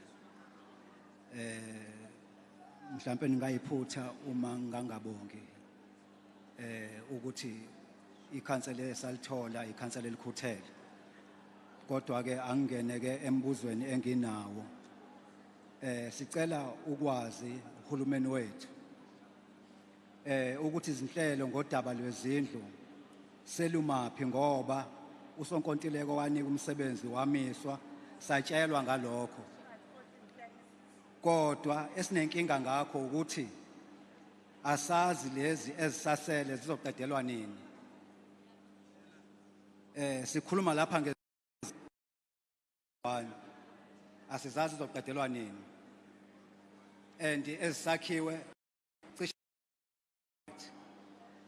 ibe futhi sinesethembiso sikahulumeni ukuthi maqedwe uphase 1 izongena uphase 2 uphase 2 nawo esingakwazi ngoba uhulumeni ungowethu thina abantu singaba kahulumeni and la igama lakhe kwiclass esihlala kuyona nakwiward engikuyona sikholelwa kakhulu ezingxoxweni hayi engenene emgwaqweni asithandi ukuthi abantu bakhushukelwe amaphaphu ngenxa yokungalindi imeya yethu nje ubaba ukhansela umqadi uyakwazi ukuthi egama lakhe nje akuvele ngene emgwaqweni kalula kuyaxoxa so ke siyacela kuhulumeni ukuthi akakafake upetrol la kule yezindlu ungazi umphakathi uzame ngenye indlela siyacela futhi udisaster number 2 ashesha abuye udisaster ezephela azofeza izethembiso azethembiza ngezikhukhula zika April kwabhujwa ogwini kwabhujwa kwa 27 angithokoze ngiyabonga Siyabonga kakhulu.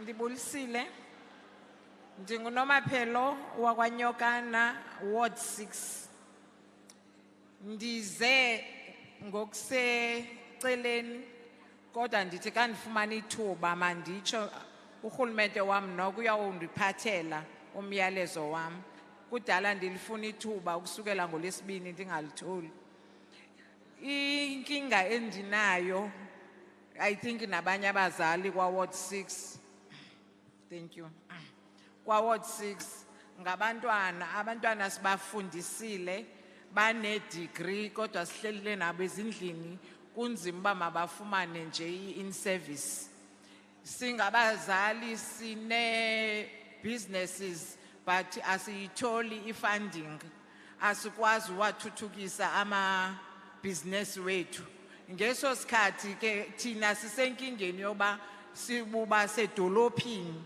so sikhompyutha nosomashishini abakhulu abanezinto phawethu amabhizinisi esifa so siyayicela ukuthi urhulumente wethu walapha asijonge kwifunding asijonge kusisebenziseni ngoba no treasury ndiyahalelana imphathisela into ba namathenda asiwatholi thina kuqashwa abantu bangaphandle bafike bathembise ngoba bazasifaka phansi kwabo bangasifaki so singumphakathi olambileyo nje kwa Ward 6 othathwa ngoba unezinto kubuhleli kwa Ward 6 makhe ndoko zijongwe addresses zethu xa siapply sikwazi nathi ubekwe endaweni enkosi Uyangikhatha sisinomaphelo ngikhatha nabantu sithe sikhuluma ngo-human settlements wrong lokho kwenzile.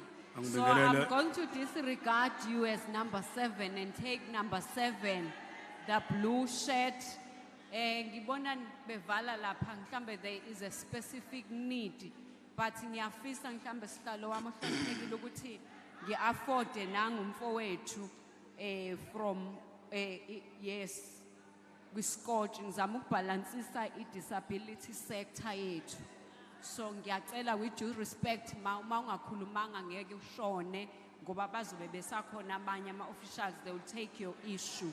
So ngicela ukuvala ngobhuti lo with disability. Did we take anyone from the overflow? Was that lady from the overflow? If she was from the overflow, then it is fine. We are going to conclude ngayeke we queue it. Ngicela siqhubeke ke baba. Now angibingelele pholo omngaphakathi. Umduduzi ngobelanga. Mina odabeni lezindlu bengizocela nje komasipala ukuthi vele izindlu mayifika ifikele emakhosini. Kodwa besicela ukuthi mase zifikile emakhosini amakhosi asebenzisana namakhansela nama-ward committee. Khothi mase kungasenzekanga ngendlela ezindlini abantu abayi kulomuntu obelida leyo nto wasenduneni noma wakomkhulu babuza kuma-ward committee ukuthi izindlu kwenzekeni ngazo. Ukuthi izindlu mase ziphumile kuyalandeleka yini ukuthi ziyakubanikazi babo laba abaselistini, ngoba uthola ukuthi abanye osonkontraka babatshela ukuthi ugandaganda ukwazi la thola indlu umnikazi wayo seyiphelile iproject yezindlu, izindlu zonke zakhiwe kodwa khona abantu abasela abangazitholanga kodwa kuthiwa indlu yakhe yaphuma. Abanye bosonkontraka nabanye ke amandlu zamasipala ngesize siqede ukuthi sicela izindlu ngoba ziyaphuma bayidayisa 5,000 or 10,000 emphakathini. Kunabantu abaningi abasebenza uhulumeni abahlala endlini zomxhaso. La ke zingalungiswa ngoba enye inkinga esibhekene nayo noma ke kule engizongena kuyona yokugcina sesingasekho kuyona kuthiwa sikhuluma izolo kule yamanzi. Ngiyacela mina eka ward 24 ukuthi noma ngabe kusikasi kangakanani amanzi ogwini kodwa okungcono akube ukuthi kunemoto especial eletha amanzi ebantwini abakhubazekile. Ngiyabonga. Siyabonga umduduzi.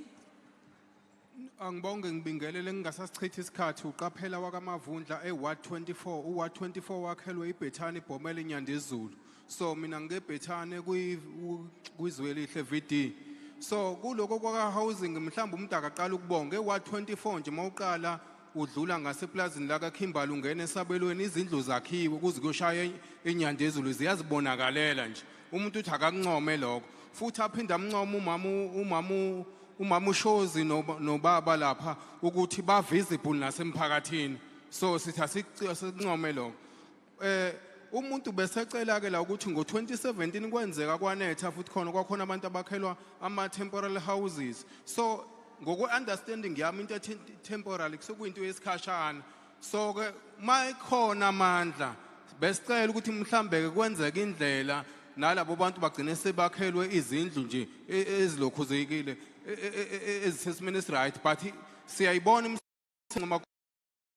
ngidlula futhi lapho ngiyacela futhi ukuthi kunanabantu abakhubazekile nasewadini.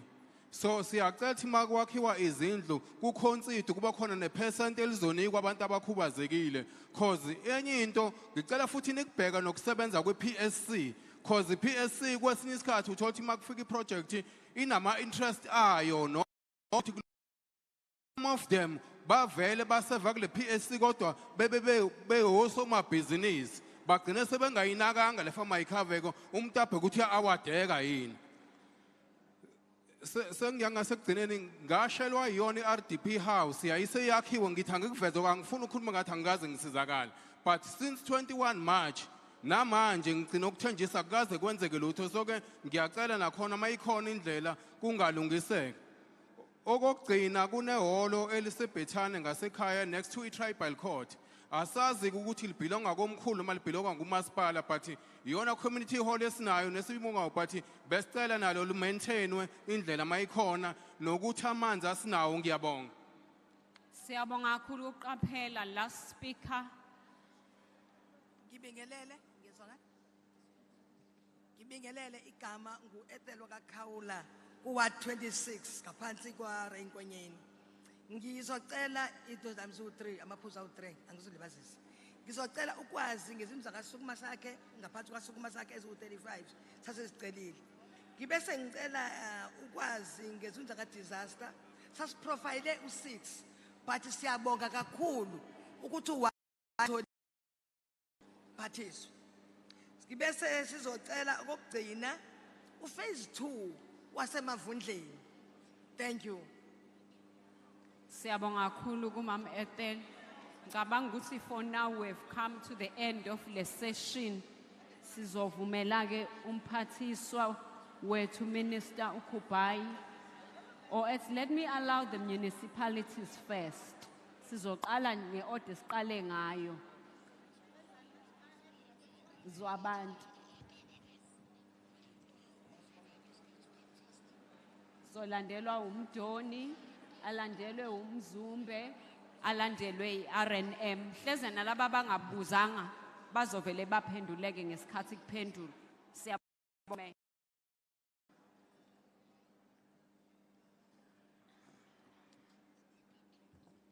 Thank you, Program Director.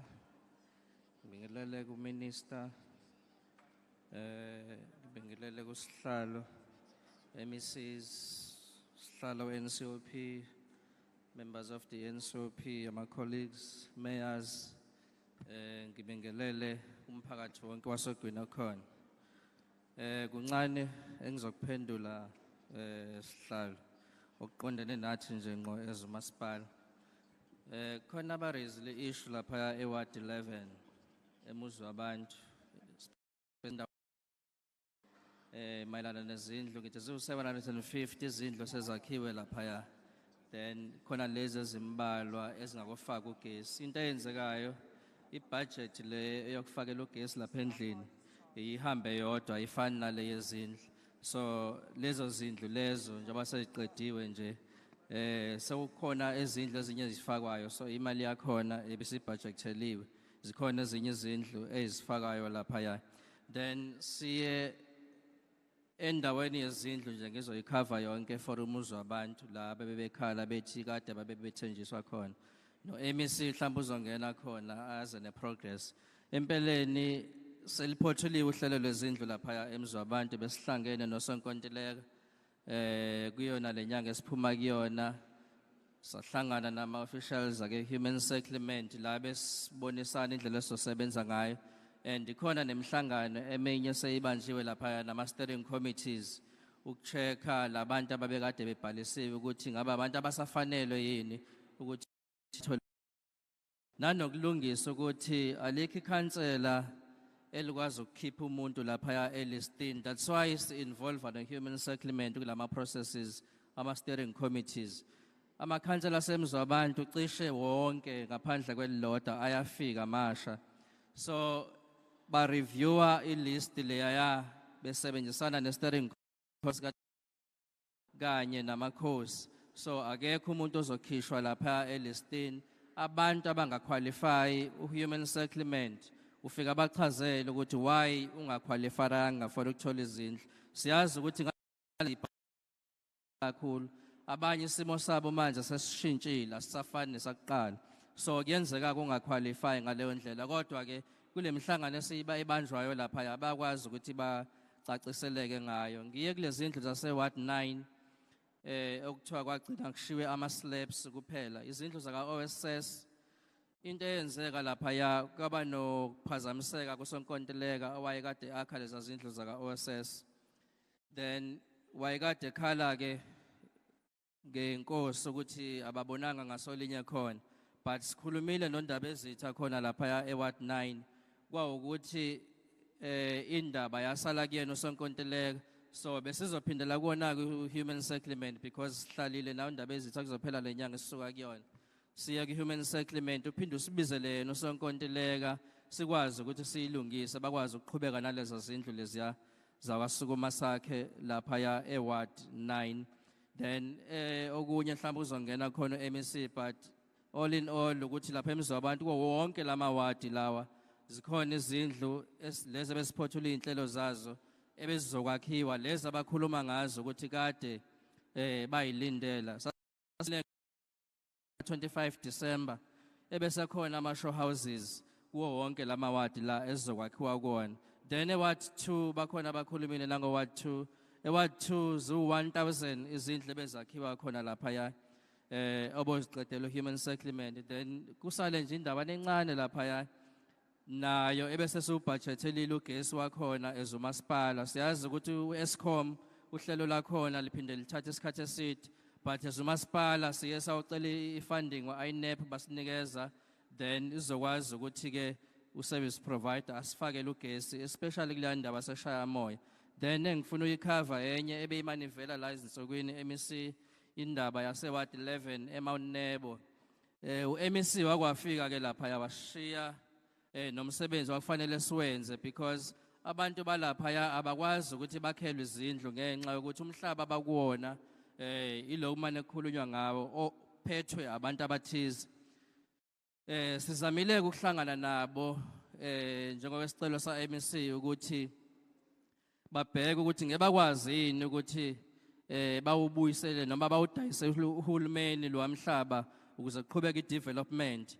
Yebo, impendulo ikhona epositive kodwa abanye basemanqika ukuthi bangawudayisela uhulumeni ukuze kuqhubeke i-development, but lezo inhlelo zisaqhubeka mayelana nale ndawo le yaseMount Nebo. Ilokho ebengakukhava sihlalo, okunye bazokukhava zakwethu ngabo.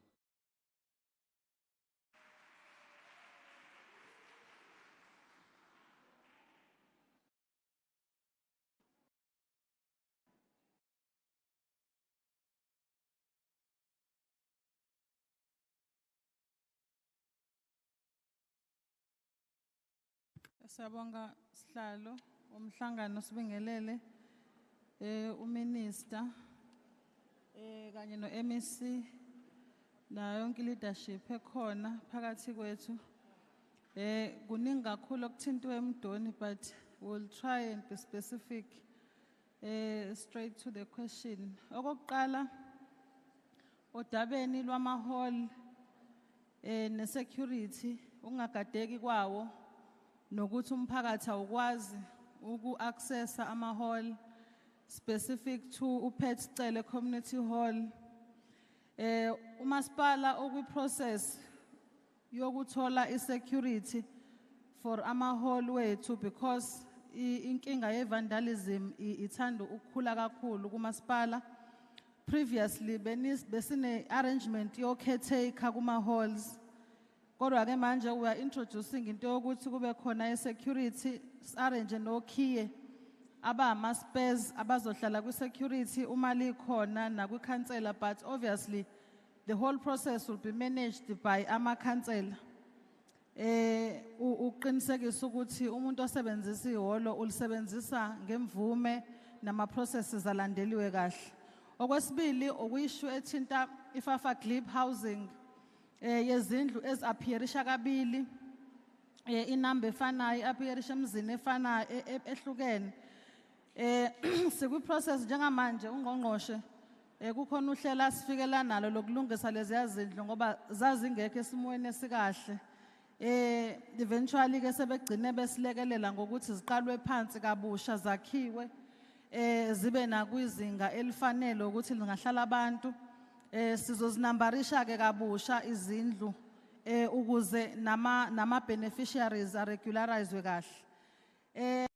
Dabe kwazi kwakheka ngoba kunenkinga yoku-accessa indlela imizi eseyindaweni ezimbi. Siyasicela ukuthi i-alternative i-option yokuqala kube ukuthi ama-beneficiaries athole an alternative site, kodwa uma ingatholakali we are engaging with the department ukuthi is-approvele ama-cost, i-variation cost to deal with lezo zimo ezikanjalo. We are still in engagements with the department ukuthi silekelele. Odabeni lwabadilikelwa imizi sayihambisa i-report ka-Khokta after si-affectwa ama-floods ukuthi silekeleleke through i-disaster, izindlu ze-disaster. Kodwa in the interim i-department ya-human settlements akhona ama-TRUs ewafakile ukuthi abantu babe behlala khona, kodwa ke siwatholile futhi nama-complaint esizokhulumisana ne-department ukuthi silekelele ukuthi khona abangawatholanga wayiwona nawe minister ukuthi bakwazi ukuthi balekeleleke abahleli emzini yabantu nasezihlotsheni currently. Odabeni lokuthi uma umnikazi wendlu egadelwe bese kuba khona kufika isikhathi sokuthi kubhaliswe for ama-title deeds, ikhona i-dispute resolution committee ekhona ukudila nalolo hlelo, kodwa it's most likely ukuthi ngagcina ifavorisha ukuthi uyena oyidingayo. Odabeni lwemandawe housing projects eRezo mfowethu uXolani Ntini, we are in a process of collecting ama-ID numbers ukuze sithole ukuthi kwenzakalani kuleyo project yango 2012 as we have mentioned. Odabeni lwezindawo ezinabanikazi abathize singakwazi ukufaka kuzona izindlu, sinezingxoxo esinazo nabanikazi bezindlu, sihlanganile nama-representatives aleyo ma-families. Base beyacela ukuthi bacela ukubuyela emumva bayokhuluma nemindeni yabo ukuthi lezi ndawo bazodonate ngazo noma kuzofanele uhulumeni azithenge yini. Kodwa ke siyazama ukuthi uhlelo silwenze ukuthi lisheshe. Dr. Freddy Maestri sivumelene naye ukuthi will arrange a meeting to deal with the Ocean View matter as well as i-matter yase-Kelso or Farm Abrahams. The matter was similar to the one yaka Ward 17 and 19 of the privately owned land. We have done all the processes of ukuthenga umhlaba. All necessary approvals has been done and the agreements asenziwe and conveyancers have submitted all required reports. We are in a process now, Mr. Transfers for us to get that land so that we can build houses for those beneficiaries. Udaba lwemizi to accommodate abantu abakhubazekile ngiyacabanga ukuthi MEC no minister bazongena kulona. Indaba yomzinto siyayithatha futhi into consideration baba. Sizoyibuka njengamanje sine process esizoyiqala ebizwa ngokuthi small town rehabilitation yokulungisa idolobha lasemzinto, so sesithatha ke into cognizance udaba lolu oluphakanyisiwe as well as udaba lwe umzinto slums clearance. Will continue engage with our stakeholders to clear it ngodaba lwezindlu zalapha efarm isonti. Siyabonga.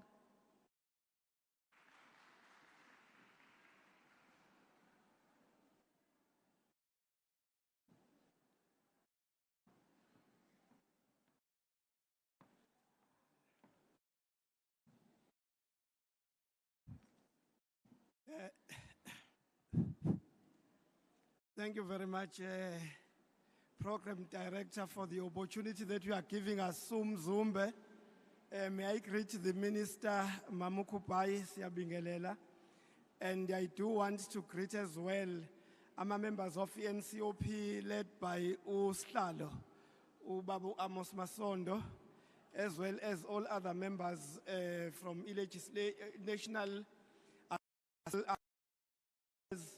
MEC wethu ubaba uMahlaba Dokotela siyabingelela ngibingelele ke omeya bonke abakhona ngibingelela amakhansela wonke akhona nabasebenzi bonke abakhona bahulumeni bese la ke athi wakithi ogwini ngithi nje sanibonani ngizothatha okufew okudingeka sikwazi ukuphendula soMzumbe ubaba uDumisane Mkhize together with Umamunzama from Ward 20, Udumisane Mkhize from Ward 7, bakhuluma nge-issue eyodwa, i-construction of a community hall. We do want to indicate ukuthi kuma izimbizo meetings esibe nazo last week, the very same issues were raised and we did respond. Kubona at the time ukuthi i-process yethu ye-review of IDP will cater for that as well as masisenza i-planning yethu ye-IDP kanye ne-budget sizokwazi ukubuka ukuthi i-budget yethu iyasivumela yini ukuthi lezi indawo zibe catered for. However, siyafisa ukusho Dumisani ukuthi esayidini lakho laka Ward 7 Ward 7 ungcono kunamanye amawadi ngoba ireality ukuthi sumasipala wethu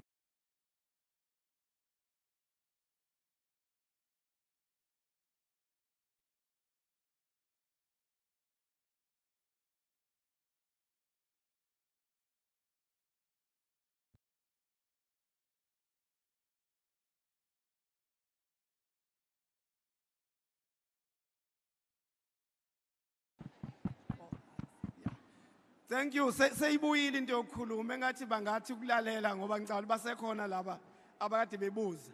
Bengisathi ke however lapha ka Ward 7 into engcono khona ukuthi ninayo i-multi-purpose community center.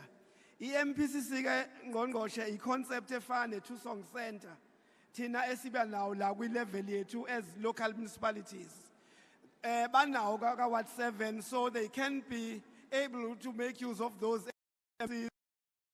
20, Ward 11, as well as Ward 17. Bona, unfortunately, they do not have two song centers, MPCCs, and at the very same time, they don't have AMA halls. So, a priority to it, so AMA hall because we are unable to build AMA hall in all wards at the same time just because of the budget. Bengifuna ukuyiresponda kanjalo so uthinteke baba angiqale kumama ubaleni ka Ward 20 no issue yakho that has got to do with I traditional leadership yethu siyayithatha soke sithi ukengageana nayo inkosi because sinabo ubuhlobo obuhle bokusebenzisana namakhosi ehonke asemzumbe including inkosi leyakhuluma ngayo umama ubaleni so ke siyithathe lo matter sithi ukudila nayo hopefully it will be resolved kodwa engakusho mambaleni ukuthi if you can be able to by tomorrow ngicela uthintane no councillor wakho aka Ward 20 ucouncillor uDlamini so that sizokwazi ukuthatha the matter simuva nayo siya komkhulu sizozama ukuthi si resolve ke that matter ubaba uMartin Mtambo uthinte two main critical issues. Issue yase rank lapha othuthwini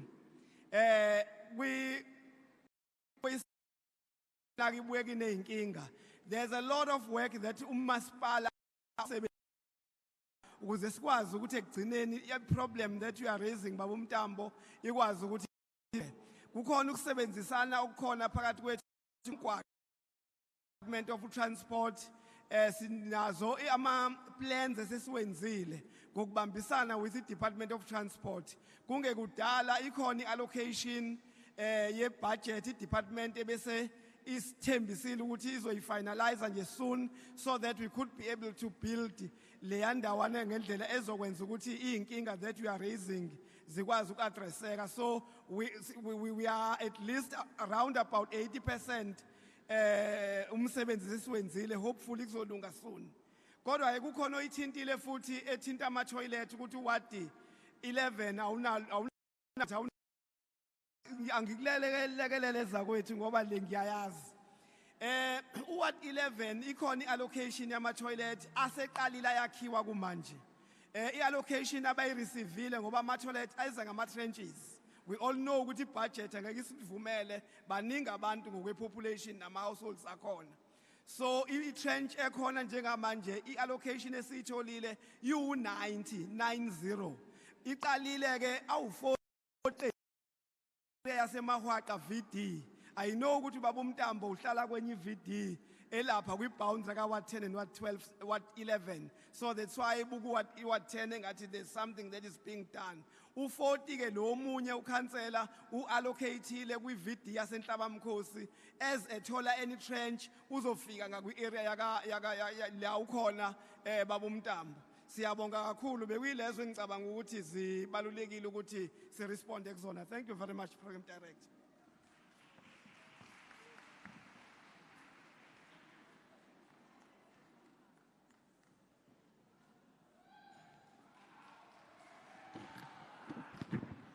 Amen. Sibingelele iParliament lonke kundlunkulu iParliament kwaZulu-Natal, amakhansela wonke sinawo, sibingelele mamkopay, sibingelele mfowethu Mahlaba, sihlalo COP yonke. Ngibingelele umphakathi wakithi. Angazi ukuthi lo mfutho omngaka niwuthathaphi. Lo ukuthi nasemva kwelunch nesasiphicotha ngembuzo nesinamathele kangaka abafowethu. Kodwa ke okay. Bengicela ukuthi ngoba sibuze imibuzo singahambi baphendule abaphathi siye emakhaya senelisekile. I'm very much concerned sitting next to the minister ngibona abantu behamba kodwa babuze imibuzo futhi bazofuna ukuphendula so that bangathi kwi media government does not respond. So ngicela Thank you. Twahlala nje nithi dlangelele. Shukuthi Ward 1 kwalatshoda.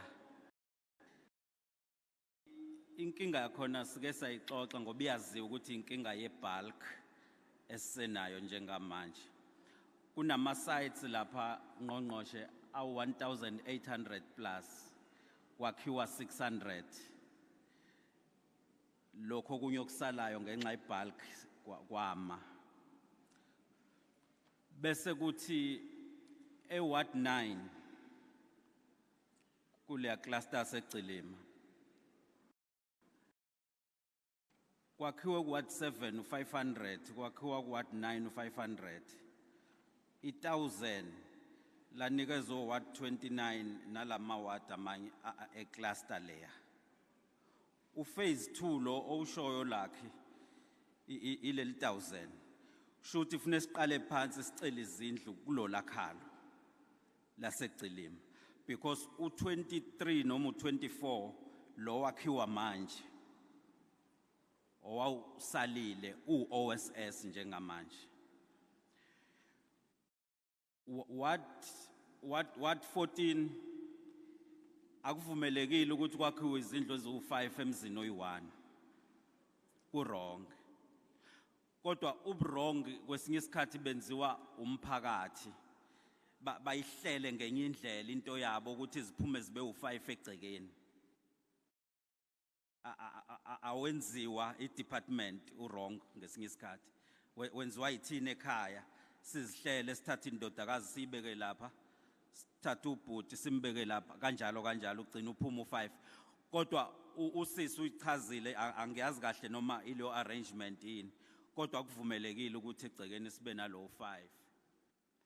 Qaphela Ward 24 ihholo lelokhuluma ngalo la komkhulu akulone lamasipala la komkhulu.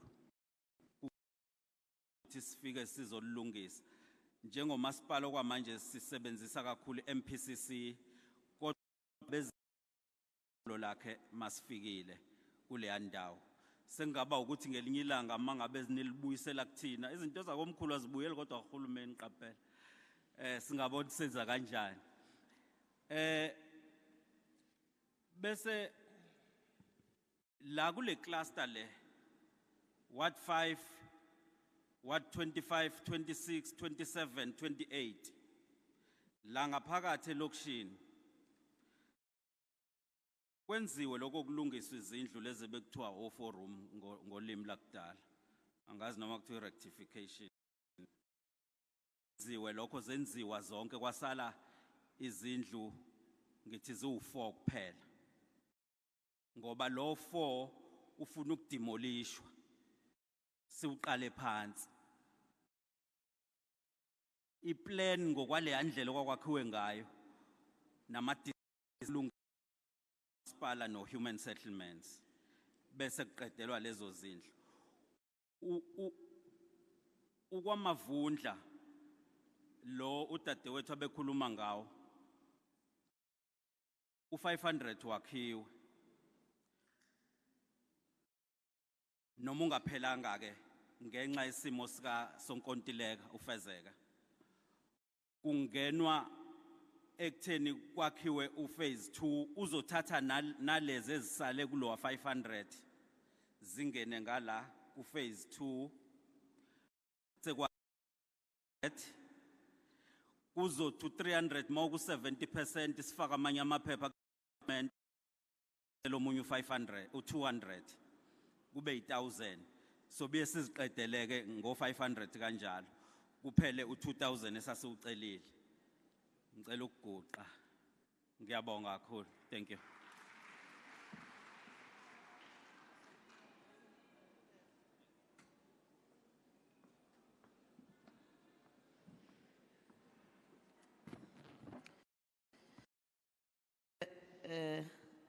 Minister khona phakathi kwethu o Deputy Minister MEC NCOP yeholo awusihlalo nomphakathi wonke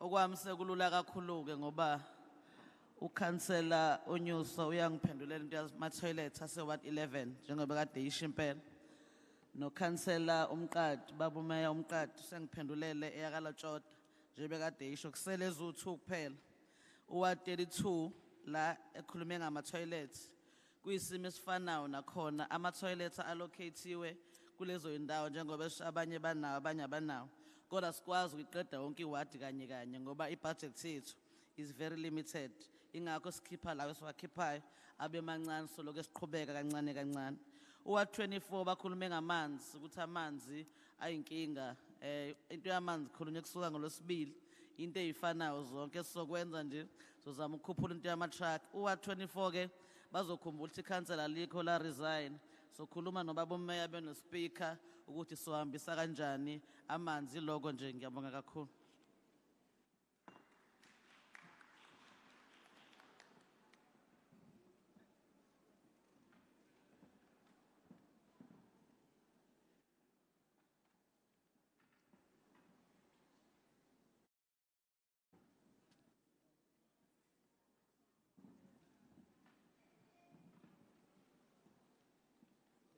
Sibingelele baphathi bohlelo usihlalo baba Masondo sibingelele ku minister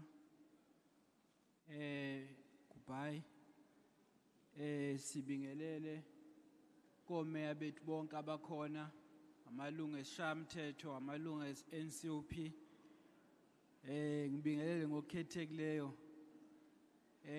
nosihlalo lapha oyihlalo KwaZulu-Natal esishayamthetho bese ngibingelela ekhaya kusenquthu manje noma ngihlala eNewcastle ekhaya kusenquthu kodwa umeya wami we-district nangi baba uNgobane ngibingelele ngokukhethekileyo angaze afike angidingise mase ngithi ngibuyele ekhaya baba uShongwe sibonge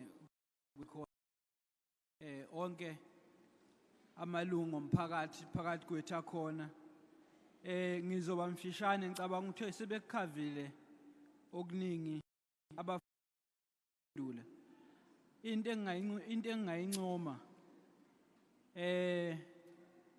omeya laba bakhona la bayayilandelela izinto lezi zinto zonke kade nizisho bayiletha ngaphambili ingakho zikhona impendulo zazo ngizothi qaphu nje kancane la ogwini nje lulonke Mayor Mthiyane kufakwa imali engango 312 million kule financial year eallocatedelwe izindlu ugwini lulodwa eMdoni 144 million Mzumbe 63 million Reinkonyeni 144 million eMdoni sek-approviwe lapha uhlelo lokwakhiwa kwezindlu phase 2 eMahlongwa phase 2 amandawo ekwacele rural housing project eReinkonyeni bebephakamisile izinto eziningi nakhona lapha kuvukuzithathe mgawusheni phase 3 rural housing nayo iapproviwe vukuzithathe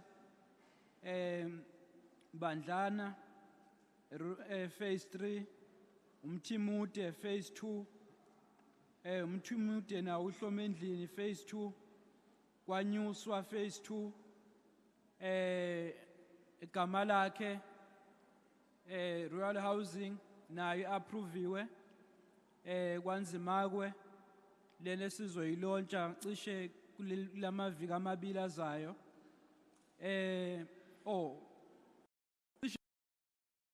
sizoqinisekisa bese kuthi nakwandwalwane phase 2 emzwabantu suka ku cluster 1 kuya ku cluster 6 ikho icluster kulawo kusuka ku cluster 1 2 3 4 5 6 ku approviwe umzumbe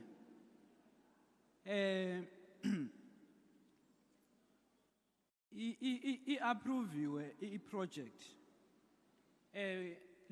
lapha enhlangwini enhlangwini housing project umzumbu namaward awu-20 engingakusho ukuthi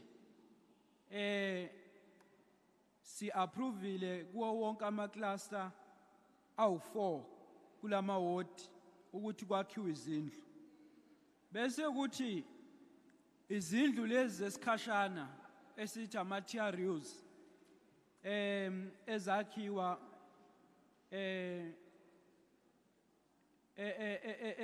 ezinye isuka kwi-disaster yango 2019 lapho sithola ukuthi izindlu uma sinikwa 5 district zi-1072 izindlu ekudingeka ilungise zonke sek-approviwe ukuthi kubuywe zizolungiswa ngendlela efanele ulichazile ukudaba lakwa Latsoda ubaba umqadi ngeke ngisaliphinda okugcina bekuphakanyiswe into yabantu abaphila nokukhubazeka bonke siphezulu kohlelo lokuba profile bonke futhi bazokwakhela izindlu uhlelo lokuba profile seluya ngasekuphothulweni as soon as iliphothulwa kuzoqala bese bakhelwa izindlu ngakho nje ugu alikhululeke ngodaba lezindlu izindlu ziyeza into enhle sinane support enhle kangqongqoshe wethu uma simbiza noma simcela uyasilekelela ngakho konke singalishaya nje ihlombe ukuthi sina nongqongqoshe noma esazoyikhulumela bese kuzothi ke kukhona indawo esithi kulezi nyanga ezintathu esifuna ukuthi siyifake ohlelweni kahle iMelowood housing project ukulungiswa kwezindlu ezinye egama lakhe siyasebenzisana nomasipala lapha wasemdoni ukwenza isiqiniseko i-social amenity hall edududu iyaqedelelwa bese iya hand over kumasipala siphinde savakashela indawo lapha izibambeleni old age home savumelana ukuthi sizoqala ukwakha kuyona kuleya ndawo sibeke nezinkingane ebizibe khona engicabanga ukuthi zenziwe nawo ukuhlukunyezeka kwabantu bakithi kusuka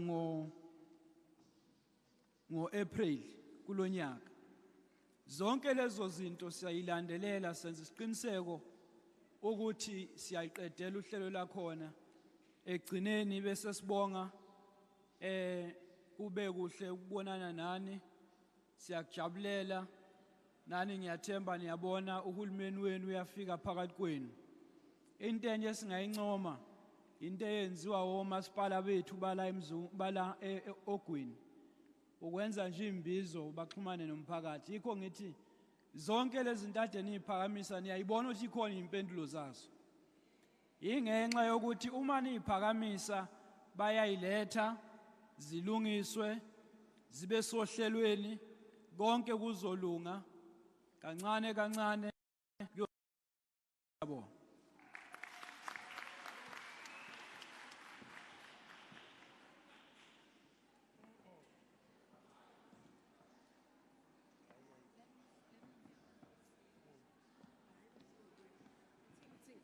Sanibonani. Siyabona abanye sebaphakamise izandla, anilinde kancane. Angithi fanele siphendule. Imani kancane. Ngicela ukuthi nimnikeze uminister aphendule if there are follow-ups kunama holes here and there. I noted 1 or 2 issues, especially kulaba abebephakamisile, not the new hands. Isikhathi sisakhona kodwa for now cela simhloniphe kanjani.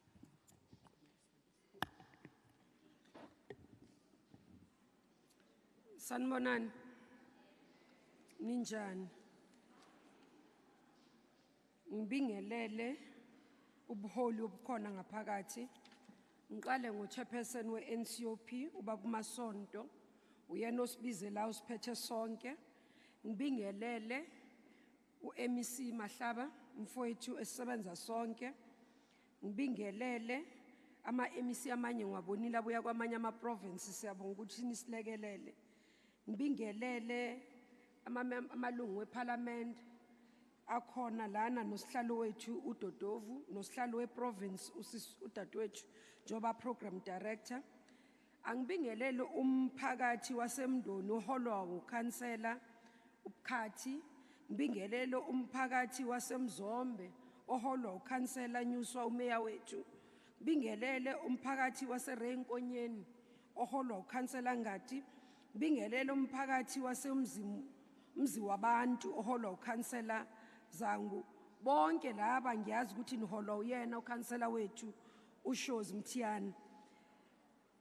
Ngibingelele wonke umphakathi okhona nalabo ngababalanga ama-official akhona, ngiyabonga. Kuningi okuraisiwe umphakathi namhlanje engithanda ukuthi angizuya area by area but ngithanda ukukhuluma ngalokho. Kokuqala khona okhulume ngokuthi izindlu esinazo ziyahlukana. Mayingabe nje ngoba zakhiwa abantu alendlela ezinye zibuye zibe ngale. Ngithanda ukuthi umphakathi ukhumbule ukuthi masiqala 1996 program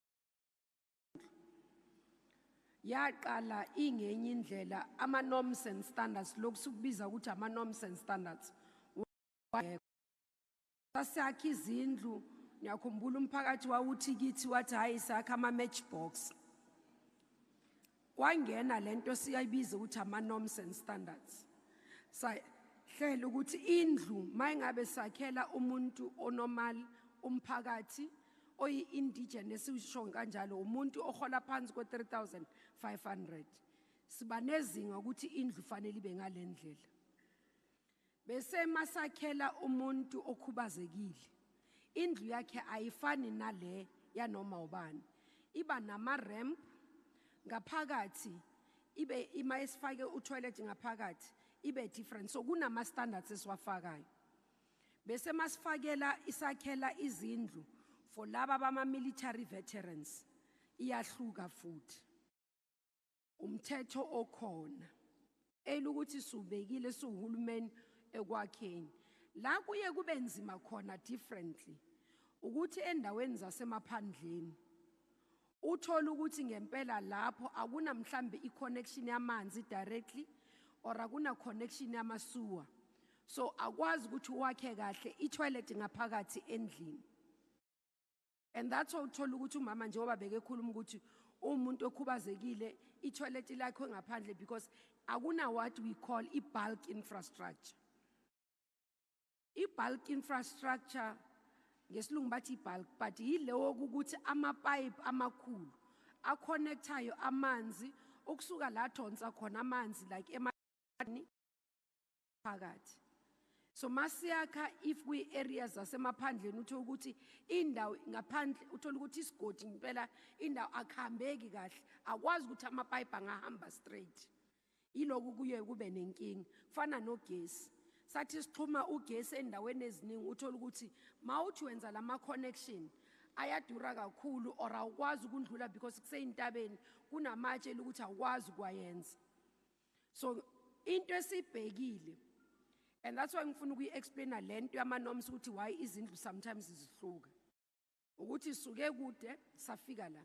Njengoba simanje sesixoxa sifuna ukuva khona manje sibone ukuthi for example izindlu ezisemaphandleni kuba nenkinga yokuthi mhlawumbe zingakwazi ukuthi siconnecte kugesi. That's why manje sesibheka ukuthi kulama norms and standards wethu ukwakha ama-RDP sifake ama-solar panel so that one sincedise abomasipala ukuthi bangabi nelist yabantu ukuthi abakwazi ukukhokha ugesi ngoba senza abomasipala bangabi viable. Bagcina baba ne-debt enkulu yokuthi abantu abacollect kuthiwa umasipala awukho viable because akacollect. Yiko sifuna lokho. So ungathi kusasa masiqala seyakha next year ubona lezi sizakhayo next year seziba nama-solar panel uthi kanti why zingafani? Azizufana because ngesikhathi lesi sizakha besingakafaki umthetho ukuthi sizofaka lokho. So yiko zihluka izindlu. Siyazwana ngithi mphakathi wakithi. Yeah, singaxabani kusasa ukuthi hayi ezethu ziyahluka azina lento. It's because ngesikhathi siyakhayo ipolicy beyithi sakhe ngalendlela. Imali allocatewayo ukwakha be-allocatwe ngaleyo ndlela. So yiloko kuqala okuningi sebakuphendulile ngifuna ukuphendula lokhu kakhulu kwi-policy because kuphezulu kwami njengomminister. Then sibuye size kule enye elukuthi i-raise umphakathi yama-disasters. Khona omunye okhuluma ungathi izindlu ezibuya kuma-disaster esiresponda ku-disaster nezindlu lezi zibuya ku-different area. Cha, lo mnyango njengoba u-MEC bekechaza umnyango ka-human settlements. Now into esiyenza imayingabi kube neyikhukhula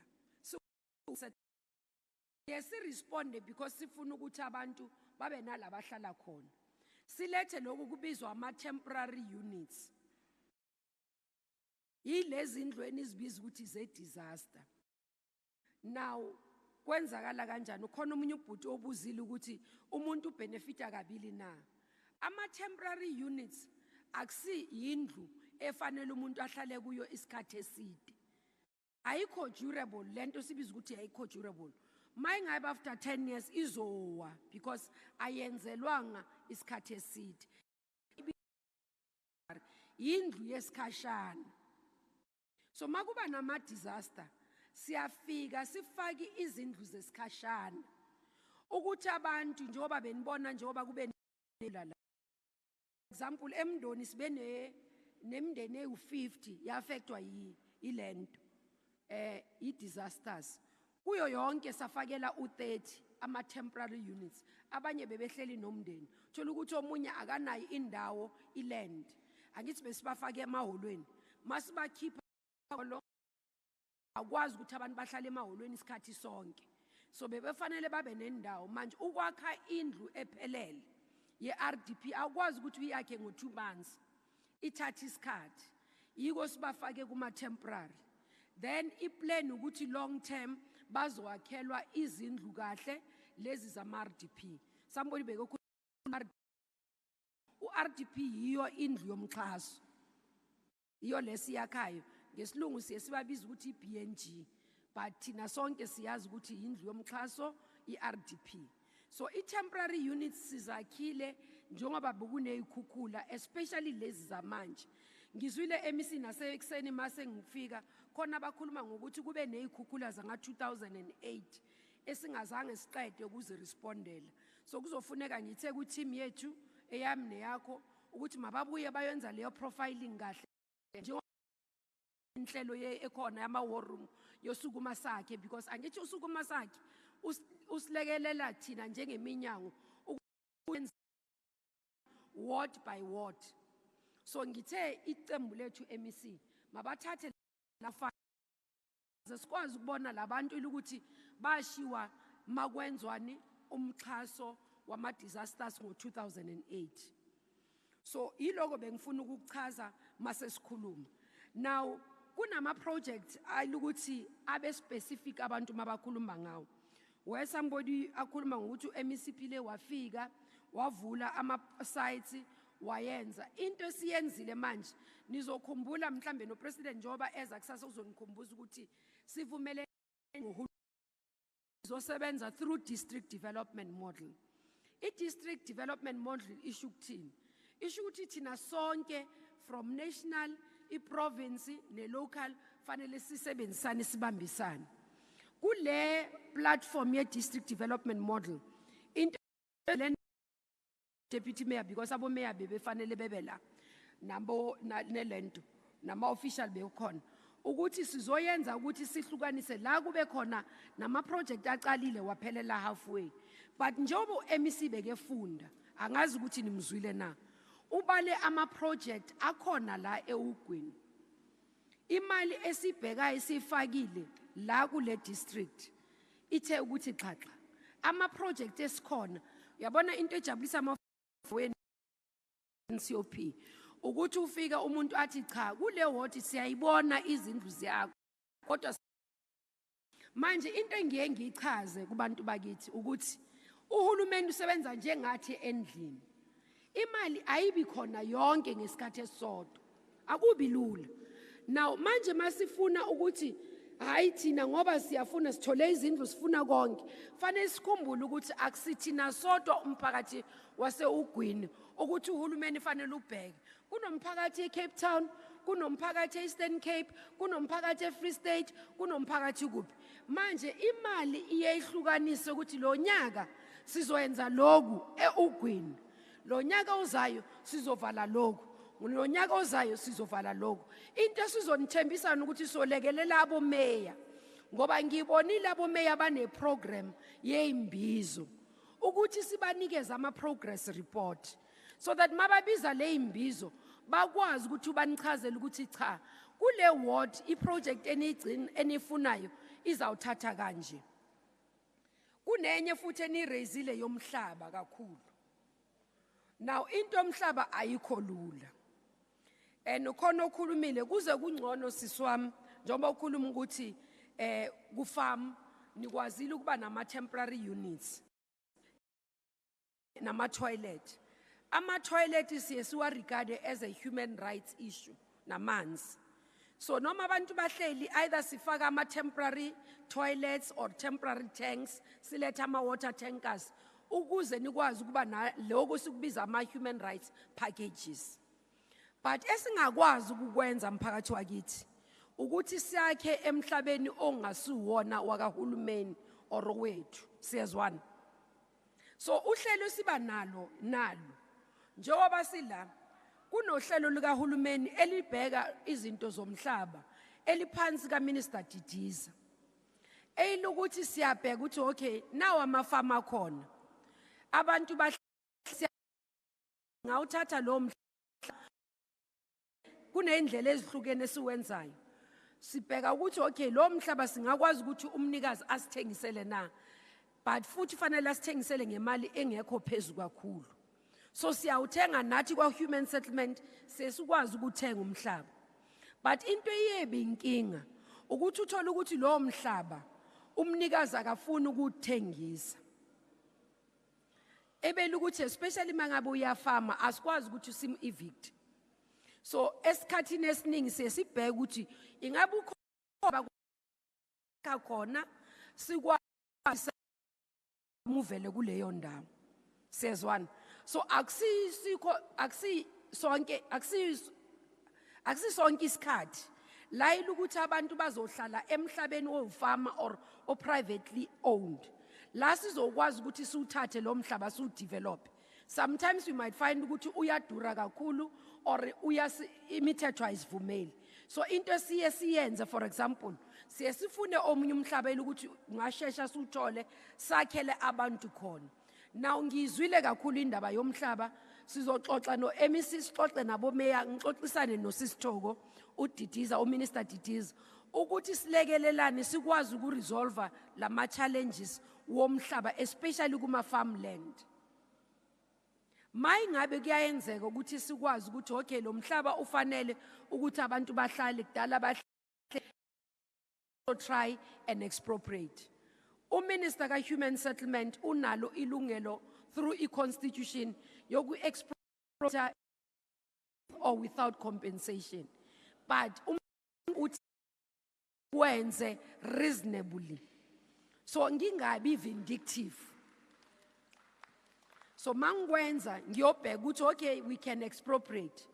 Ifanele ukuthi ngibhekile ngempela ukuthi it's within reason and I can justify it in court.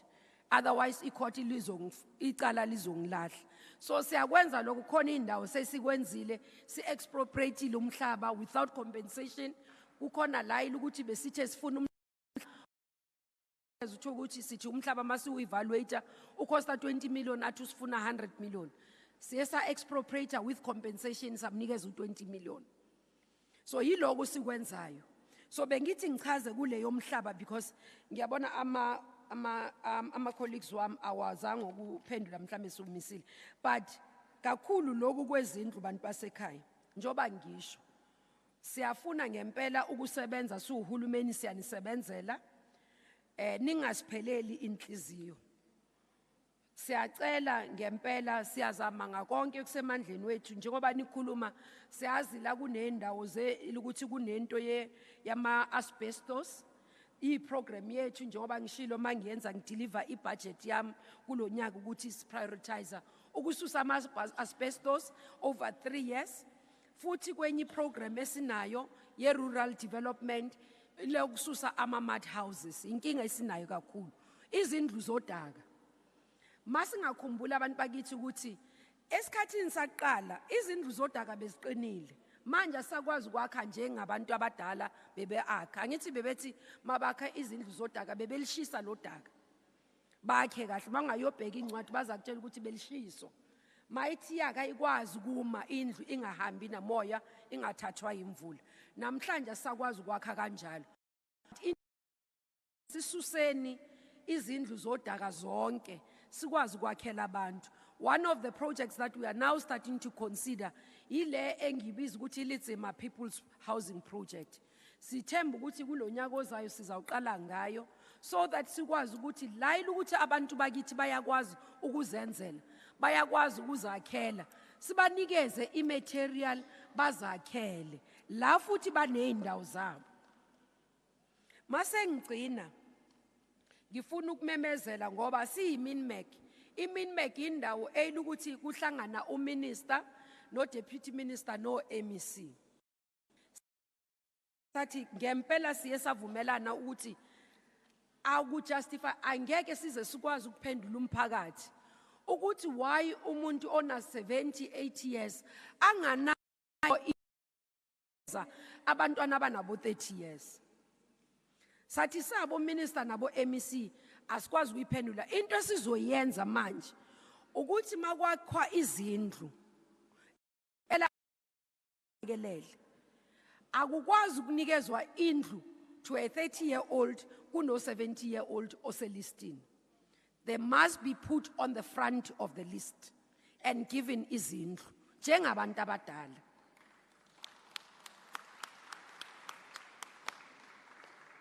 So lokho ngikusho ngoba if ngathi ngifike endaweni ngathola ukuthi ngempela umkhandlo uthathe ilist wanikeza abancane abadala bakhona, I will override them.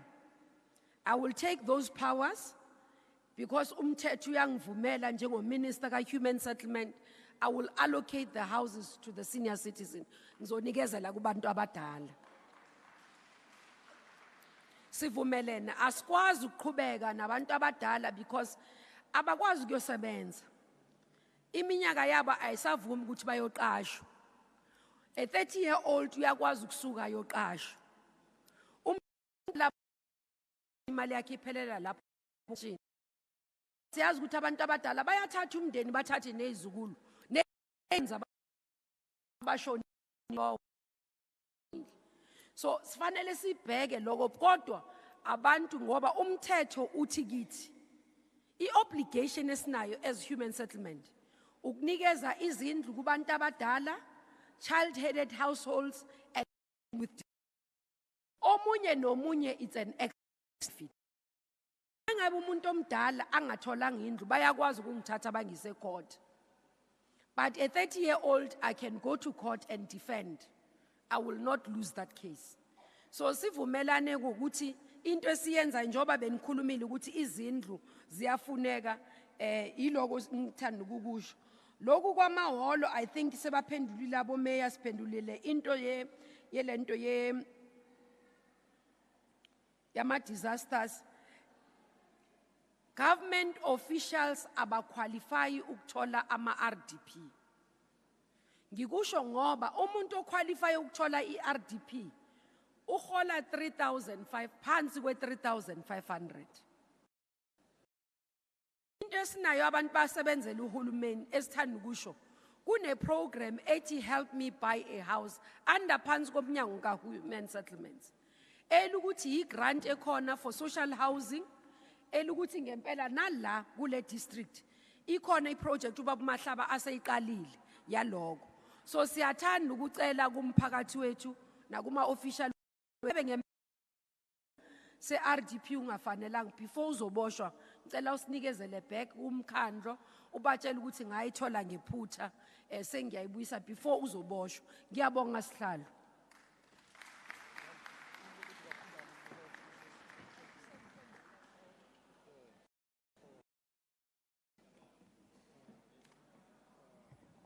Ngicabanga ukuthi uminister usephendule konke nezimeya zethu no MEC wethu ki province sekhona inokusele kula sisebenza ngewashi likaSihlalo wase National Council of Provinces. So siyathanda ukuthi simhloniphe ngesikhathi asimisile ukuthi it is until 17 hours if I'm not mistaken. So ngicela ngoba I think it was Xolani the gentleman over there ngicabanga ukuthi ni satisfied uminister bephendula bengicabanga ukuthi uphendula imetha yakho. Ngiyacela ukuthi singabe sayithatha izandla ezintsha ngoba sinama khansela nezimeya neinduna namakhosi sonke singaba la ogwini. So sibavumela ukuthi baqhubeke nomunye umsebenzi kusasa when we have time si engage nabo meya bethu. I think I was interested in your follow up ngoba bengisola sengathi ubuza into yama 1,000 units. Ukhona umuntu bebuze ngama 1,000 units during the time we see that were approved, but now the question was, are they still eligible for Leo Ndao? I can't remember the word exactly, but I did ask MEC ukuthi athi indulge kuleyo matter. Okay, but ngiyabonga kakhulu. Yes, your follow up, Sheikh, you have a follow up. Yes, do you want to quickly go to the mic? Ngicela but nawe wenze le follow up. Is there the same issue engaphenduliwe? Ngicela ungikhumbuze ukuthi yipi.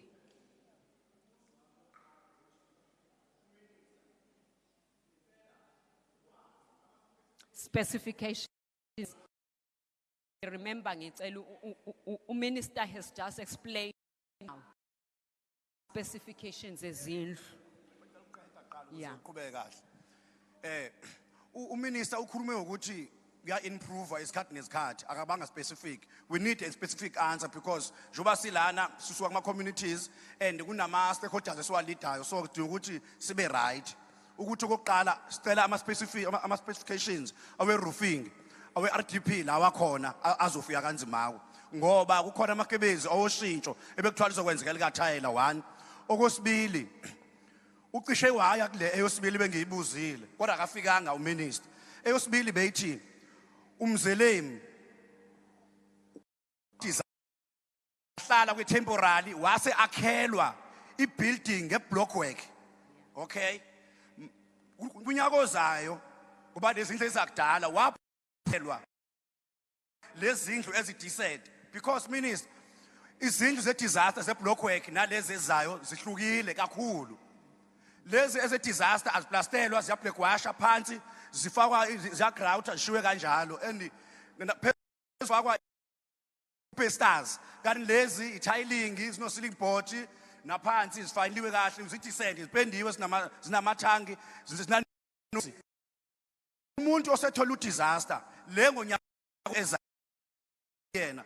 Why I'm saying this is because currently ngizophuma maduze ngusihlalo wezindlu zesasizwa kanzimawe bakhona abantu abanalezi disaster kuphinde kube khona abantu abanalezi ezizongena manje. Sifuna ukuthi mhla fika ama-officials fika nomeya mhla umphakathi usuka uthuthuva sikwazi thina uku-assista thina esilinda into ezidlibe sibona abantu ukuthi no lokhu kuyiqiniso ngoba kuzoba nzima mase kuqhuma isitela efuna silanda uminister ekubeni sasikhona kuzoba uhlazo futhi lokho.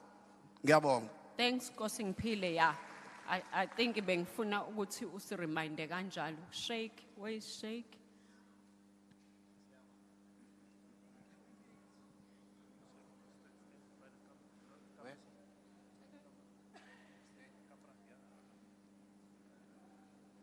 He wants me to stand by the camera. My follow-up, my leader, I forgot to mention earlier on, I mentioned there are 2 properties in Stick Farm. Yes. And the feedback, I'm humbly requesting, and I'm saying this because I've made previous requests with government and in Imbizo before, and the request doesn't come from me in the system. And as Parliament here today, maybe you can address this flaw. So the way it works is that we come to these imbizos, we say what our mayors and down the ladder, and it comes to the councillor. And sometimes it stops there. It doesn't come to us as a community or as a ward committee. And I don't want to mention names, but there are some councillors who believe in separate development even today. They are sabotaging even up to today when it comes to the upliftment of rural areas, and I am experiencing this. So I'm requesting, not insisting, that when the feedback comes regarding Stick Farm and whichever department is going to contact me, they may be going to go to Ugu and then Renkonyeni and down the line, there is a possibility that I may never get involved or don't see the project, and it might be another 28 years is gone. I'm involved as a war room, Operation Sukuma Sake. I want to see this project happening. Please come back to me. Number 1.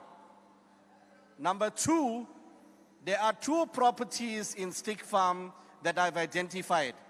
The one property can produce hemp. The hemp can make bricks. There is a new technology that makes bricks with hemp. On the one property, you can produce hemp and create job opportunities.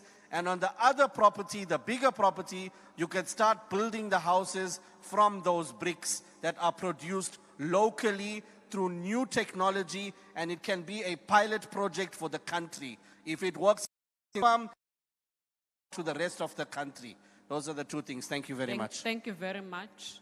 Ngicabanga ukuthi you are just emphasizing the feedback that you'll prefer that you'll also be conducted. Siyacabanga ukuthi umnyango wethu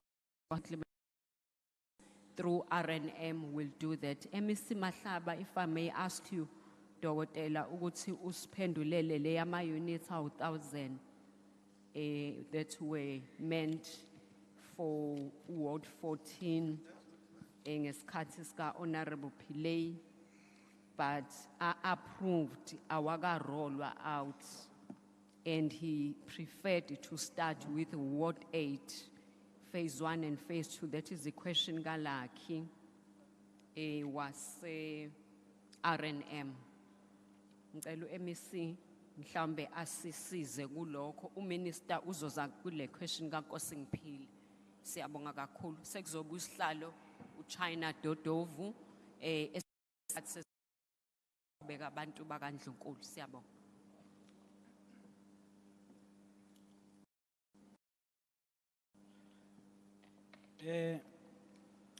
Lega what 14 lezindlu ezu 1000 ngizothi ngoba akufanele sifike siniphendule siqamba manga sizoyichecka bese siyamthinta umfowethu singathathi inombolo zakhe and then sizokwazi ukuthi ke simnikeze impendulo ecacile ileyo engingakisho. What 8 wakuphi?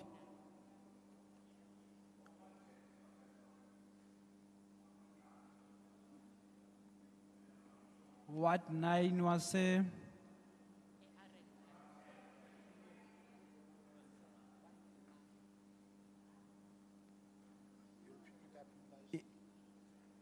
Ibithini question yakhona ukuthi bekubuye kungezwakala.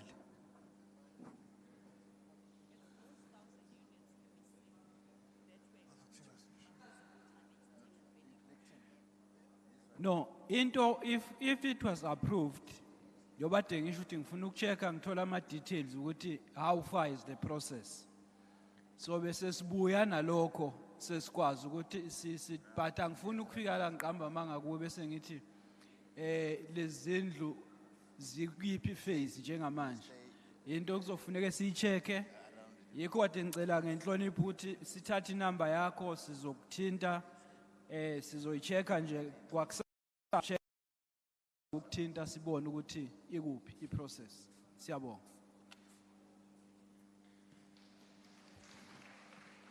Okay, thank you. The minister is also coming to respond to a specific question. No, just quickly, sorry, Chairperson, just quick one on the specifications. I thought let me just come back because there's a specific one that asked. Our policy talks about corrugated iron normally, but we are putting not only corrugated iron because we do put roofing that is not currently in terms of what we used to put. We're able to put plugs, lights for electrification as part of that, but there's a limited amount. So if you look at the quantum for the whole house, it's almost around 196 per house, per unit. So that includes from your, it's almost like 2 bedrooms, not very big, with a kitchen that is closer to the living room. So the ceiling is there included. That's why I was saying, when you look at the house for a disabled, you'll find that in areas where we have connection, different in terms of the size of the bathroom with the toilet, and also the door will slide. And for the military veterans, you'll find that they have fitted cupboards inside because their square meters are bigger. So we do 45, they will have about 50, if I'm not mistaken, around that. So that's the difference. But ceiling, we do put ceiling in, and then it must be tiled on the floor. Thank you very much.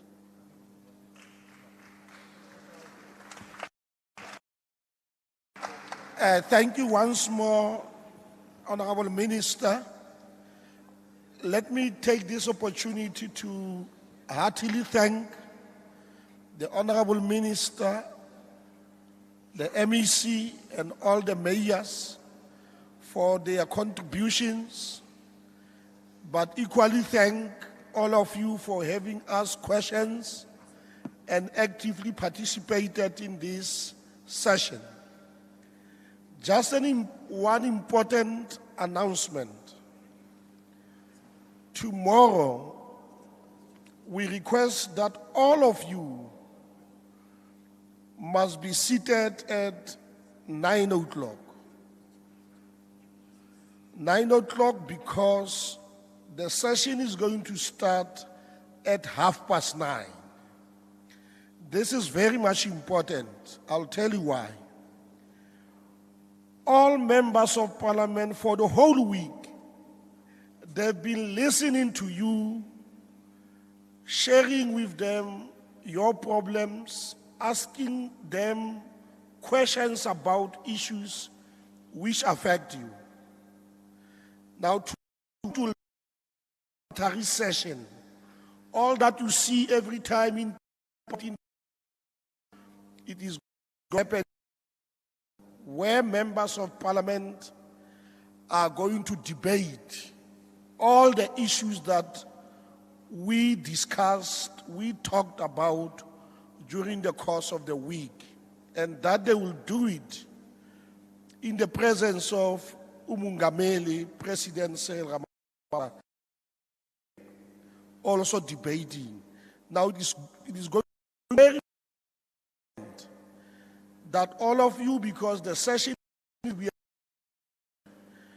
that 9 o'clock, everybody is expected to be seated so that at 9:30 we start with our event. With those words, let me take this opportunity on behalf of the chairperson of the NCOP, Honorable Masondo, to thank all of you for attending this session once more this afternoon. Let us meet tomorrow morning, and thank you very much. The meeting is adjourned.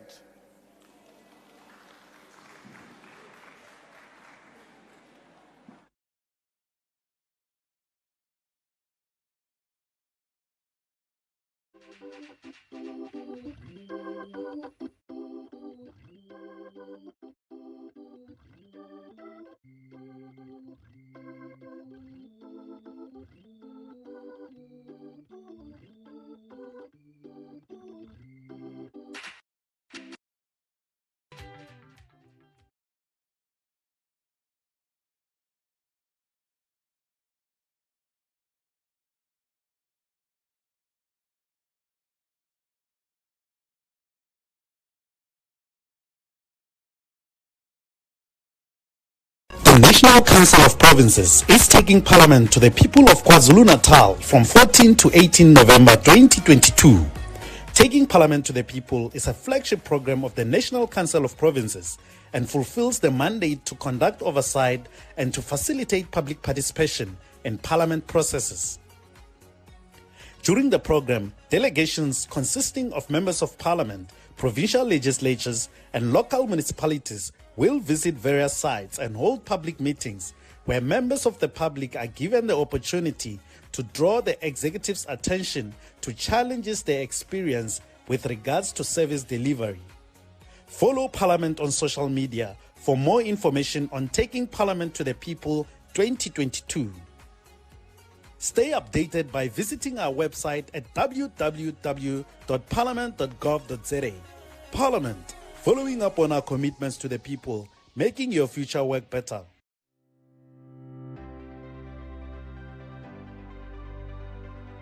I'm part of the site visit that has gone to Margate Airport as well as the Ring Road.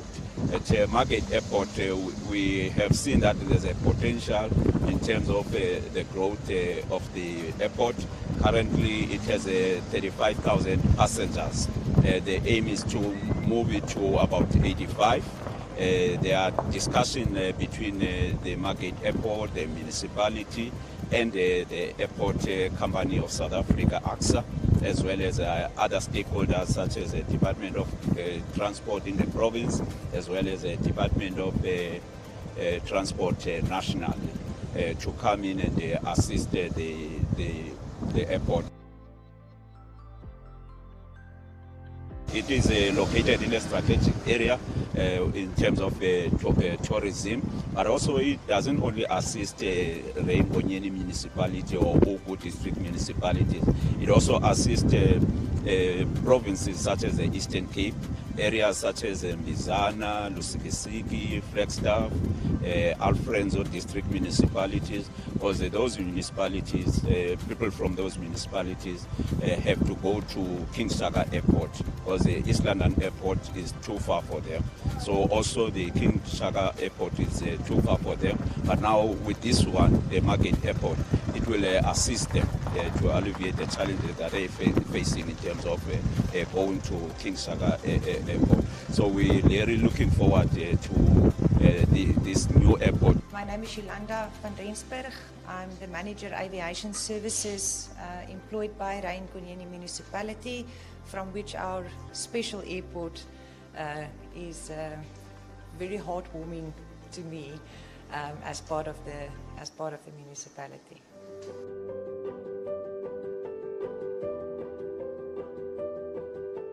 Soon, within 2 months, we realized what big demand there is from our region to fly to our Tambo, and gradually the airline introduced more daily flights, which ended up at twice a week, then 3 times a week for 2 months, and then thereafter I realized, no, we need to have daily flights from our Tambo to Margate due to the booming demand that we experienced at that time. I can, however, also mention Margate Airport is a seasonal airport. Although we are throughout the year constantly busy, during public holidays, school holidays, long weekends, we receive extra flights coming to the airport, people visiting this tourist destination, and then whereby the scheduled flight service provided by SEMET, they would then have 2 flights per day. Also, we have noted some challenges, particularly that relate to non-compliance. Very concerned. It's a matter that we will also be taking up. We'll make a recommendation to the chairperson of the committee to invite CAA so that they tell us what is it that, how they could assist the airport to comply with these processes that govern the aviation industry.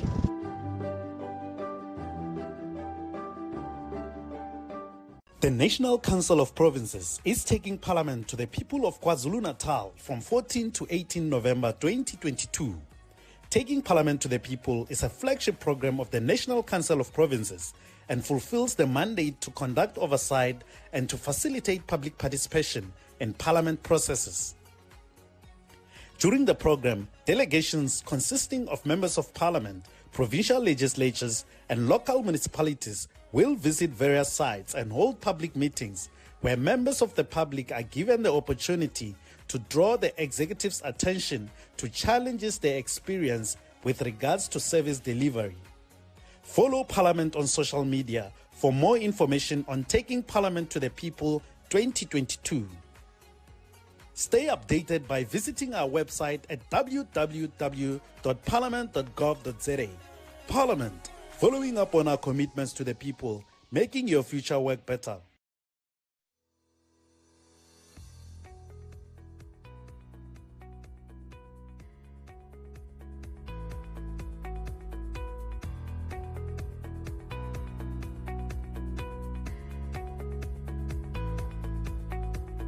We are here as delegates coming from National Council of Provinces because we take Parliament to our people. We are happy up to so far since we are here this morning to do our oversight to this project.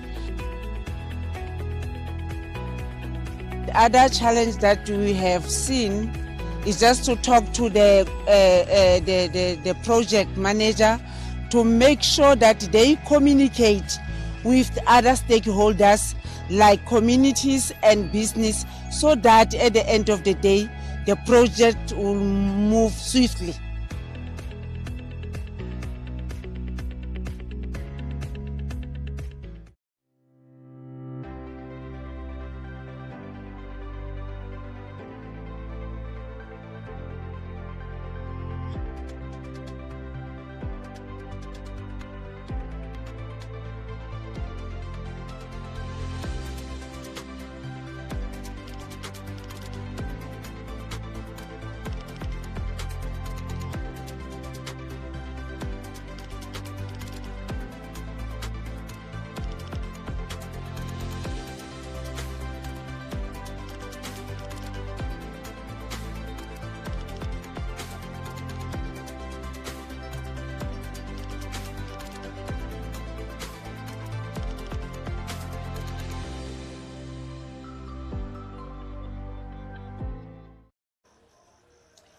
You are still on Parliament Television.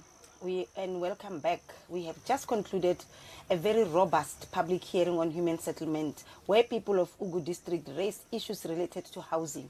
The executives from all three spheres of government responded, and we are now with none other than our lovely, beautiful Minister of Human Settlements, Mamoloko Kubai. Ma'am, welcome to Parliament TV. Thank you very much. And the people have spoken. We said they were robust. They were very straightforward. They were talking straight and saying very pertinent issues regarding issues of housing and human settlements. Your response to that? No, look, there are quite a number of issues people raised. Obviously, one would be around confusion on policy, information gaps, and that's why we appreciate this type of platforms, because they bridge that information gap between us as government and the people. You might be going into communities, but you still find that every time there's information gap. I was actually here in this district when the disasters happened in April. Part of the issues that they raised is the response on disasters. Two, it's the issue of projects. So somebody says, we had this project, is it going to continue? And then you'll find the other issues such as what we talk about, the issue of land.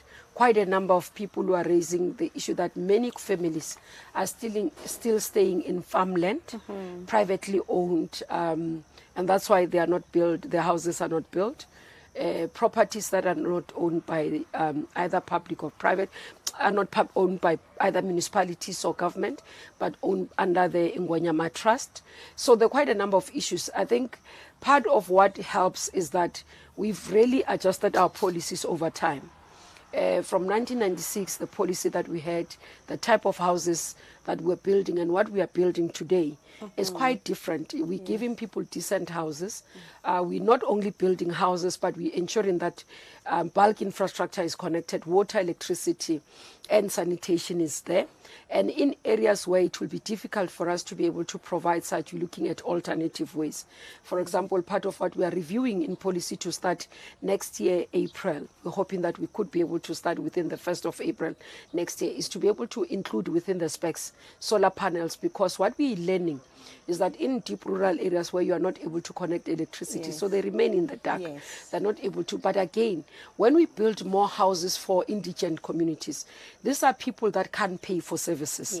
Now they become a burden to municipalities, especially local municipalities. That's why you find them not viable, because they've got to continue to provide for these indigent communities. And that's why when you put solar panels, you are removing them from the grid. They get it naturally, and they can be able to continue to have some level of to have lighting without having to owe the municipality, or the municipality having to provide all from what they don't have. Equally, similarly, quite a number of senior citizens that are raising with us, they've registered for the houses they've not been getting. And that's why we said we must make sure that we provide to the elderly especially. And for us, we said every list across the country as MINMEC, which is myself, the Deputy Minister, and MECs, we must prioritize elderly. So we'll override whatever list that is there if there's a senior citizen that has not received a house, because there is no justification of us not providing. But also within towns like this one, where Port Shepstone, under Renkonyen, you'll find that there are people who come from deep rural areas who have houses. When they come to urban areas, they don't qualify, because once you own a property, you don't qualify for our RDP, PNG. So those are the categories of people that we want to ensure that we expand on rental stock, so that when they are closer to working, they can work and rent affordably. And that will help us to reduce informal settlements in number of areas. Again, the issue of asbestos, where rectification program, we do have a rectification program, for example, in Kamalake, where members of parliament went to visit. We do have a rectification, because these are houses which had asbestos. So it's part of the problem. So somebody was saying, no, they look like how we are responding. Others, in terms of the roof that we have put after removing this, the asbestos is not the same to others. So we'll have to pay attention. Perhaps it could be the issue of contractors doing their own thing, but at least in terms of that response is there. The other program that we have in rural areas like this is the eradication of mud houses. As I was explaining to communities, in terms of indigenous knowledge, it gets lost over generation.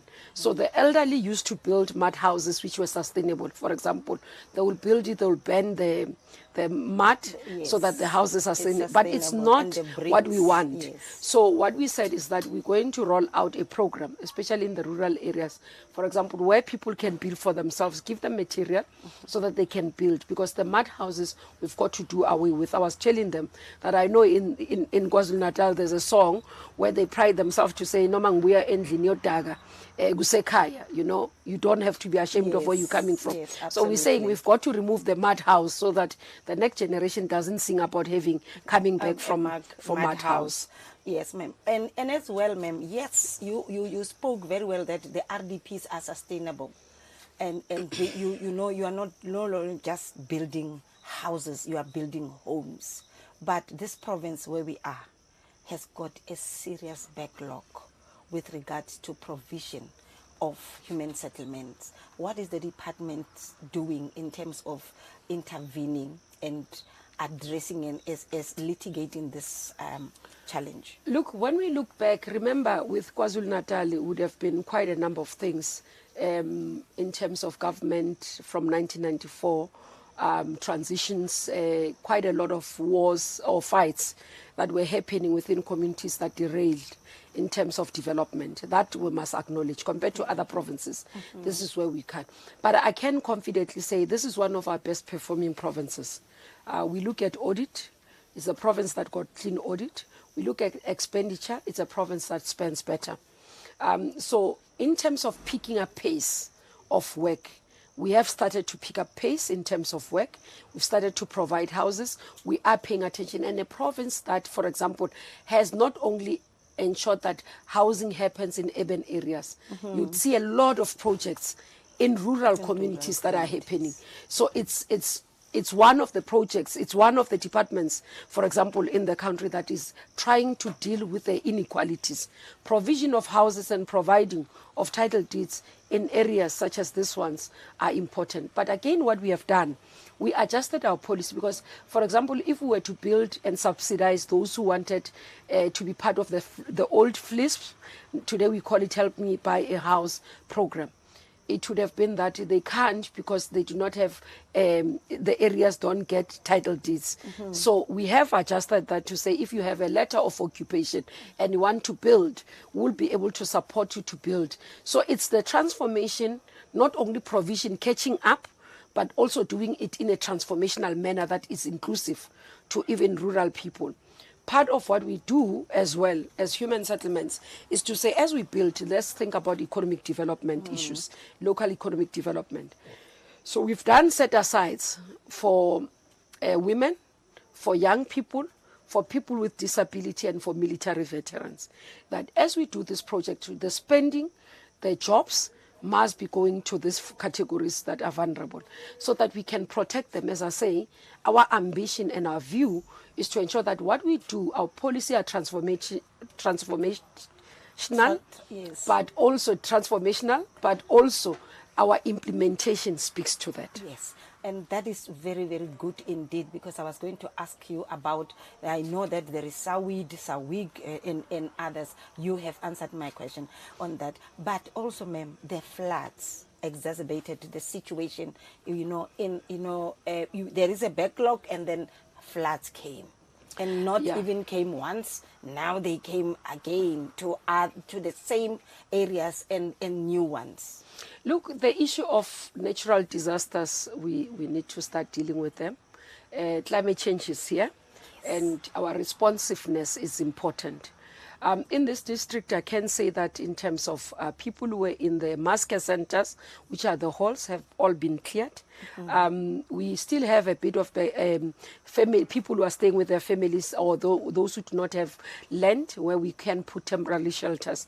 But majority that were on site, their sites are there, we've been able to put. So the response has been quite good in terms of cooperation as well with the municipalities. They've done very well. As I said, that we came here, we also looked at what we needed to do, and they responded very well, the district, and how they've been able to put the response time. But what I must say, out of the lessons learned with the disasters, one is that we're finding more people putting themselves in the most dangerous areas. And to those who are on the waiting list feels that it's unfair. Because if somebody goes to an informal settlement and put themselves on the river bank, and then floods come, they are washed away, we rush to provide for them, and we forget about, we push that one who's been on the waiting list, actually acting legally without breaking the law, ensuring that they don't break the law, then they find themselves being overtaken on the queue. So it's what communities raise with me. Secondly, around planning. Planning, it tells us that we need to improve our planning and coordination between government. And that's why, for example, in the response to KwaZulu-Natal and other areas, we've decided to set up war rooms where you've got national, province, and local municipality sitting in one, looking at the response time and all that. We've had to adapt our policies, for example. Previously, we would not be able to provide vouchers for those who are rectifying their houses, whether they are partially damaged. So we had to adapt. We're also looking at adaptation now in terms of our policy procurement processes, because we do believe that currently the procurement process makes us not to respond within the 24-hour turnaround time that we would want. Our ideal situation is that, because when floods happens today, it means somebody is sleeping on the streets that night. And response time within 24 hours is critical. And currently where we are sitting with the procurement systems is not allowing. I did raise this in cabinet with our Auditor General when she was presenting, but also National Treasury, that would like will request their support to amend and make it flexible or even compliant for us. But we don't want to break the law. You know that one of the things that we did with these disasters was to do real-time audit so that we can protect the money. And we've not had any incidences. We've not had any report that says money has been misappropriated. But we have learned. If you look at eThekwini, you'll see that we started moving people into buildings because the halls are still there, building because the land is not available. So it's quite a number of issues that are complex, but we're increasing our capacity at national to have specific focus on people who are going to respond to the disasters in terms of capacity development, but also in terms of resourcing and systems to be able to respond. So yeah, disasters are a headache. As we speak now, we are on red alert or high alert in number of areas. As it happens, a few days ago over the weekend, we had already floods. So it's something that we are worried about in terms of budgeting. We are worried about in terms of cost, because it's taking from the limited resources that we have. Yes, just to finish this point, I just wanted to, because we are here in Ugu anyway, but you are a ministry in the country. Do you think there is a lot of progress as far as the national provision of housing in the country? Look, the issue where I can say we've made progress, but what will make my statement sound and reasonable is data. Now, the problem we have currently is that we do not have a reliable data. And I say this because when we look, you'd find somebody says, I'm looking for a house. We do not have a mechanism that would say, okay, this person applied here this time, and this is the response immediately. So that's why we are looking for a digital platform that will respond to say, Mamuloko, you have applied. We've assessed. You look in the system and then says immediately, no, you actually qualify for a PNG. If after 3 months I find a job, the system automatically, I must be able to go in and update to say I found a job and I can. Currently doesn't allow that. So sometimes you sit with a long list of people. When you go back, actually they no longer qualify because they've either found a job or they, those things. If you look at informal settlements across the country, and this is one of the areas that we're paying attention to, because urbanization, it's it's going to happen, it's happening. And we see studies, UN Habitat as well as those who are studying urbanization are telling us that 70% of the population will be living in urban areas. So the growth of an expansion of urban areas, it's what we have to pay attention to. So when you zoom into this informal settlements, you are finding that actually 60% of the people who are in informal settlements don't actually qualify for even free housing. So these are people who either own properties, somewhere you move from rural area, you have a house in your name, you go into urban area, you can't qualify for a PNG. Yes. You don't qualify for an RDP. If you are not a South African citizen, you don't qualify. If you are earning above 3.5, you don't qualify. And that's the bracket that we are looking at in increasing in terms of rental stock in urban areas, but also low-cost housing, where they can be able to pay, especially your categories of government officials and all those people, clerks in work environment, do qualify in terms of the subsidy from government of helping me buy a house, because we're looking at that.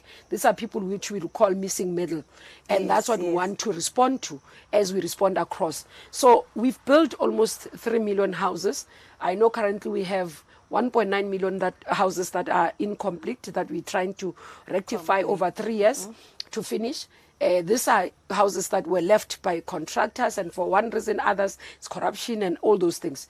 We are correcting that while we're reporting some of these people who were messed up, but equally, as we go forward, we think that actually where I'm sitting, I think that the needs of what we need to provide for is not as much as it's said, because many people don't know that they actually don't even qualify. They've got to be in other categories to be able to be provided the services. Yes, ma'am. Last but one question from us is this one.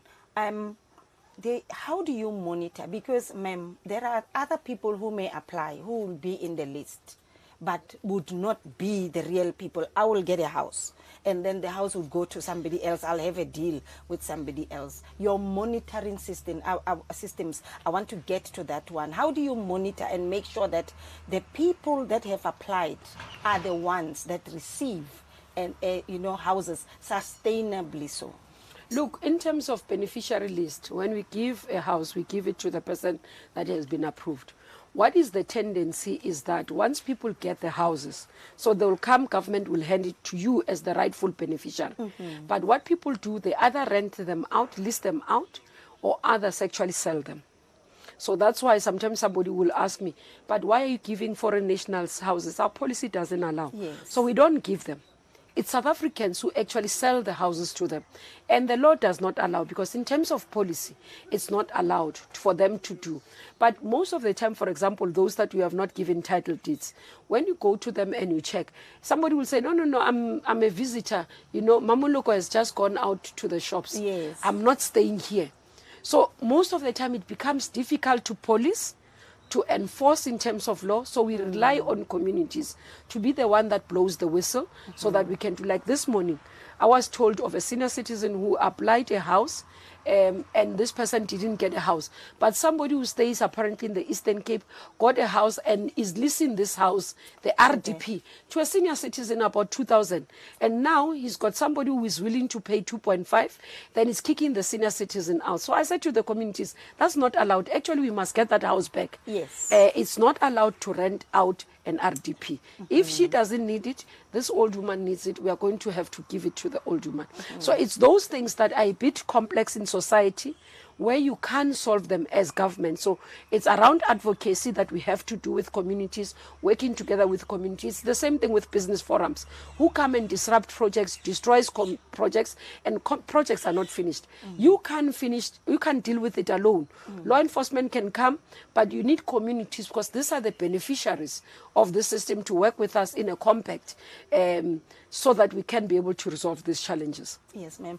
Lastly, before we release you, anyway, ma'am, your overall overview of as far as taking Parliament to the people 22 is concerned, just to give us that, because the National Council of Provinces want the people, or touch base with the people, with the executive, because we are the other arm of state.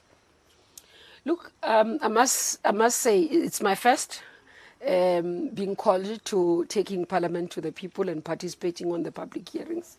And I do believe that they are good. It's a good program. It draws attention to that. It fits as well to government's program on district development model, one plan. Being there with the MEC and mayors, working together to be able to resolve the challenges of human settlements is important. To go into an area and draw attention, oversight visit to see. Because if we bring reports to Parliament, to NCOP, just to say, this is what we have done without NCOP having to go on the ground, it doesn't help. But it helps us with accountability and transparency. So if we believe in accountability as members of the executive and we believe in transparency, this is what it's about. So NCOP helps us, this taking Parliament to the people. It's quite a valuable platform, I do believe. Seeing many people who attended in terms of sitting there, listening and actually engaging. It's quite important because it ensures that people continue to have a platform where they can voice their concerns at. If they feel that they are not listened, at least Parliament is still there to listen to them. Yes. So it's quite a nice program, brilliantly organized, I must say, well coordinated, and the focus areas, it's what is about the people, and I think the program was well done. Yes. Okay, ma'am, thank you so much. By the way, per day, we were receiving at least more than 1,300 people. Wow. This hall, that is why we even had an overflow. I saw the overflow, which is beautiful. Yes, 1,300 people came to here, different people, for 4 days. But you also helped me find and identify housing activists that I will utilize as change agents on the ground. That's it. You know, that is Parliament of South Africa, National Council of Provinces. Thank you so much, ma'am, for coming to us and talking to us and giving us insights with regards to the public hearings that took place today. That was Minister Mamuluko Kubai talking to us about the plans that are in place and as well as what the department is doing for communities to have permanent and decent shelters. That is it for today. We will be with you again tomorrow where the President will deliver his annual address to the NCOP. Until then, good night. From all of us, from Ugu Sport and Leisure Complex, we say, Khusiyami. The National Council of Provinces is taking Parliament to the people of KwaZulu-Natal from 14 to 18 November 2022.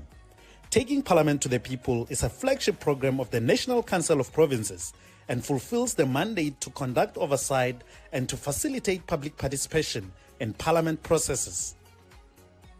During the program, delegations consisting of members of Parliament, provincial legislatures, and local municipalities will visit various sites and hold public meetings where members of the public are given the opportunity to draw the executive's attention to challenges they experience with regards to service delivery. Follow Parliament on social media for more information on Taking Parliament to the People 2022. Stay updated by visiting our website at www.parliament.gov.za. Parliament, following up on our commitments to the people, making your future work better.